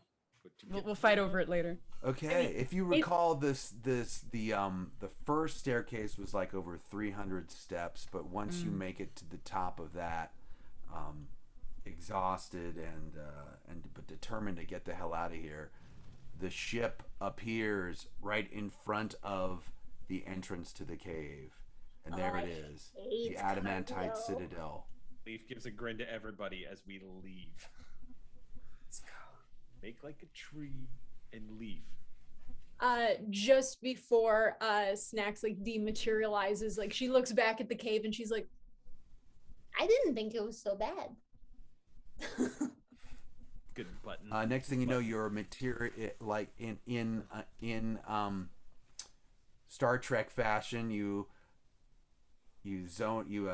blink out and you're now materializing inside the citadel. Oh. And you notice that Cassius and Cathartica are not here. Oh, we will tell them to bring them up. Yeah. You sure you want me to bring them? I don't know. Yeah. Who are they? I gotta vet them. Did they have a CV? We need to know their background. Well, let's beam them up and get on that then, right? Yeah. I honestly think I should see the Leaf getting bold here, huh? This is a side of you I haven't seen before. All right. That was actually scary. All right. Well, They helped us in our hour of need and chose our side when their own party tried to take us down. So they deserve a chance. all right. Yeah, I guess I can at least drop them off somewhere if we don't like them. You know what I mean? True. Okay. And with that, we will end for the night. It's but done. I would like you all to level up to level 10. Yay! Yes! It's over. It's done. You're going to need it next week. Wait. Oh. So next week is our last episode of the season. Like we said, we're taking November and December off, and we'll be back in early of 22. Yeah, we got a bunch of people to thank today. BW Wright UK donated $60. Thank you for all those fate points. Thank you. Now Renew Reeves donated and also gifted 6 subs. Eric Jackson gifted 2 subs. Corey C. Lund gifted a sub. Bat Joke gifted a sub. Stabigail gifted a sub. Bat Joke resubscribed. Red Hulk 05 resubscribed. Rogan 27 cheered 3,000 bits. Meowru Reeves 1,050. Stabigail 1,000. Cash GT 1,000. Brightkirk UK another 925. Lemon Twist 59 569. Haha. Breeks SV cheered 500. Darren Wu 66 400. Eric Jackson 300. Mitsmu 100. Wraith Faye 100. Adventures of Tony 45. And Garamond the Grouch cheered 11 bits. Vaxel Dagger resubscribed. Thank you guys so much. Thank you so much. You really help us make our show happen every week, and we couldn't do it without you. Of course, we also couldn't do it without Dwarven Forge and Warriors of Waterdeep and Norse Foundry, and of course, Idle Champions of the Forgotten Realms. And don't forget, we're all here. The reason we're here is because of Gary Con. And Gary Con is the annual game convention celebrating the life and works of Gary Gygax, the co-creator of D&D and considered the father of role-playing games. And the cool thing about Gary Con is it takes place in Lake Geneva, Wisconsin. Why is that cool? Because Lake Geneva, Wisconsin is where Dungeons and Dragons was invented, is where it was created. And that's where the first Gen Con was. Gen standing for Lake Geneva. So we're actually in the town where Gen Con started. We're in the town where TSR started. We're in the town where Dungeons and Dragons started, which is where Gary Con is every March. So let's go round the horn really quick and tell everybody where they can find everyone. We'll go in the same order that we did before. Eric, tell us what's going on. What you got? I'm at 16-bit Eric across socials, and you can catch me on Monday nights over on Q Times. Our Spelljammer 6-shot campaign is going to start November 1st, and Adriana is going to be joining me for that, and maybe some other members of Gaxx Pack. So definitely come check it out. I think Adriana went next. I can't remember. Okay, well, my name is Adriana Cazador. You can find me at Adriosa or Adriosa Gaming on my social medias. I do a lot of Twitch stuff on my own channel, but it's video games mostly. But yes, I am doing TTRPG things as well across the interwebs. Q Times with Eric and all the awesome nerds. We're playing some Spelljammers, and that's coming out very soon. I don't know what else. I just follow me for mostly video game stuff. Open world RPGs I usually tend towards, but I think I'm gonna be streaming tonight, doing my subathon still. I was gonna ask that. Is that still going? It's still going. It's still going, and we reached the next goal. Was I draw a xenomorph, which I'm so excited about. Nice. I love drawing, and xenomorphs are so cool. And then afterwards, I'm gonna play some Alien Isolation. So nice. Yes, I love it so far. But yeah, that's me. Cool. Awesome. Elisa, what do you got going on? Well, y'all can follow me at Elisa Pearl on Twitter and Instagram, and I have my the Klingon campaign is ending tomorrow night over on Q Times. No, we're airing our finale. Yeah, sad face. And then Thursday, I'm running a Buffy the Vampire Slayer Halloween one-shot where everyone plays a Slayer. So if you're interested in that, definitely go to swordandscroll.com, sign up for a free account, and then you can see how much the game costs and sign up if you like. And then on Friday, we're doing a monster hunting / hospital improv show. It's a mashup / improv show. Yeah, medical improv show called Heartbeats. We're doing the crossover episode with my monster hunting improv show called Slay. So we are slaying heartbeats or beating heart slaying. I don't know. Some I had a mashup doctor name that that's cool. participated in medical improv once. It didn't work out well. Really? Yeah. Medical. Oh, I was like, what? I'm joking. Yeah. It just sounds horrifying. Medical improv. Yeah, we improvise as it's like Grey's Anatomy's basically. That's awesome. Yeah, but it sounds very entertaining. I can't wait to watch it.